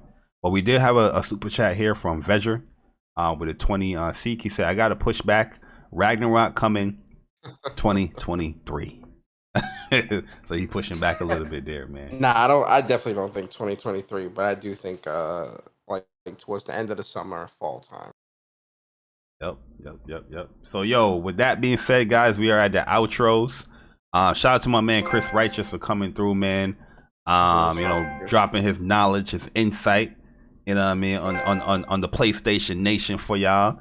It's always a pleasure talking to my man Chris. If you guys want to follow Chris on Twitter, hit him up, Chris Righteous. Was that me? Oh, yeah. And also I put a link too, but I got some videos I'm working on right now for my channel. So yeah, I'm gonna get more back into making videos again and everything like that. Now that a lot of things are settled with me. As you should, man. I put that link in there. But other than that, y'all can follow me on Twitter as well. It's just @Chris Righteous. And I do a few Twitter spaces a week and stuff like that are more gaming related and more talking about like games and shit like that, not that drama and all the other shit that be going on in spaces. But yeah, man, my next space is I want to do a JRPG versus Western RPG part 2. I did one before, but I want to do a part 2 of that one. And then I want to kick off a versus series, like So for like the first one, I want to do Jin Sakai versus Sekiro, you know, and shit like that. So Jin gonna wash that nigga. Yeah, that's a wash. Jin washing that. Nah, buddy, I'm on Sekiro's side. We can have that debate. Just stay tuned. Stay tuned. But yeah, man, thanks for having me on, man. I appreciate you guys. What's up, PlayStation? Definitely, you know, the best PlayStation podcast that there is and whatnot. So yeah, man, I appreciate it, man. Have a good one. Yeah, appreciate you coming through, man. It was last minute, but I was like, hold up, we talking about this Elden Ring? Let me get my mans on here, man. Let me get my mans on here. I was gonna ask other people as well, but I didn't want to bother nobody. But appreciate you coming through, Chris, man. But yo, Persona. Can you keep it so NY? Can you keep it so NY like them boys that made PlayStation? Of course. You already know. You gotta televise the grade. How you do that in a long time, bro? You broke up hella heavy with that damn. Yo, first off, yo, Chris, man, Chris Righteous, man. I appreciate you, brother, coming through, man. A great guest, man. A good conversation. It was really good having you on. So shout out to you, bro. To the panel, man. Shout out to the panel, man. We appreciate y'all so much for supporting us here at What's Up PlayStation Podcast. Every Saturday morning at 11 a.m., man. Listen, a lot of good things was talked about today, guys. Make sure you share the stream out if you want to see us grow and want to see us, you know, flourish over here on this side of YouTube. It's greatly appreciated.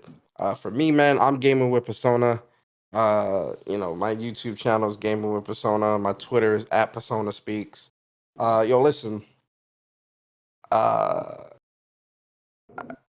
streaming COD like all weekend. Shit. So, you know, COD gonna be getting streamed later on tonight after the maintenance man leave. And then Sunday, COD Sundays in full effect, right? And then when Persona Speaks this Monday, we'll talk about a couple things. I also think I might do like a Twitter space or two. Trying to sell these tickets, man. You feel me? So yes, sir. I might do 1 or 2 Twitter spaces during the week as well. I'll see. Yes, sir. But yo, man, listen, we appreciate y'all, man. Thank y'all so much. We really do appreciate y'all, and we hope you guys have a great weekend. Be safe, enjoy it with your loved ones, wash your hands, and yeah, that's it, man. Appreciate y'all. Absolutely, man. Absolutely. You know what I mean? Make sure you wash your hands. Yo, yo, I haven't heard somebody say that in a year. You know what I mean? When COVID came, everybody's like, wash your hand. Now, why nobody telling people wash your hands now? You know what I mean? Good stuff right there, Persona, man. Great advice Wash in your life. Hands, man. Keep your hands clean. Yeah, man. Y'all out here that's not touching your controllers left and right without washing your hands. Get it together. Just if you like come from like outside into the house, I hope y'all clean your hands before y'all touch y'all controllers, and I hope y'all clean y'all controllers. Scrub it down. Scrub it down. Gotta keep it clean. Yes, Scrub it up. Thanks for the grub. But yeah, man, we appreciate you guys coming through. Great podcast once again. A wonderful Saturday morning. I'm gonna be a little busy this weekend, man. We're gonna play some COD. Also gonna be watching Eternals. I got a showing at 4:30. I'm gonna play a COD before that comes up and leave around like a 4. What time's the show? At 4:30. Oh, okay. Yo, and I'm watching it in 3D because I haven't watched 3D movie in a long ass 3D? time. Yeah, watching it in 3D. You going to Kips? No, not going to Kips. Going to a local one, small little movie theater. Yeah. But yeah, man, we're gonna see how that is. Hopefully, it's good. And you know, I'll probably talk about it on Twitter or whatnot. But yeah, guys, appreciate it. WUPSmerch.com, guys. If you haven't got any merch yet, or if you do want like a T-shirt or whatnot, head over to WUPSmerch.com. Check us out. Give us some feedback as well. Even if you ain't buying something, just give us some feedback as far as like what you would like on there, how the store is being presented. That stuff does matter. So give us your feedback. If you do want to purchase anything, head on over to WUPS Merch and let us know your thoughts and what you purchased there. But episode 60 is in the books. Facts. And we'll see you guys same time, same place, same crew. Next Saturday, 11 a.m. Eastern Time. Hopefully the news is plentiful. But we gone. Deuces. Nice.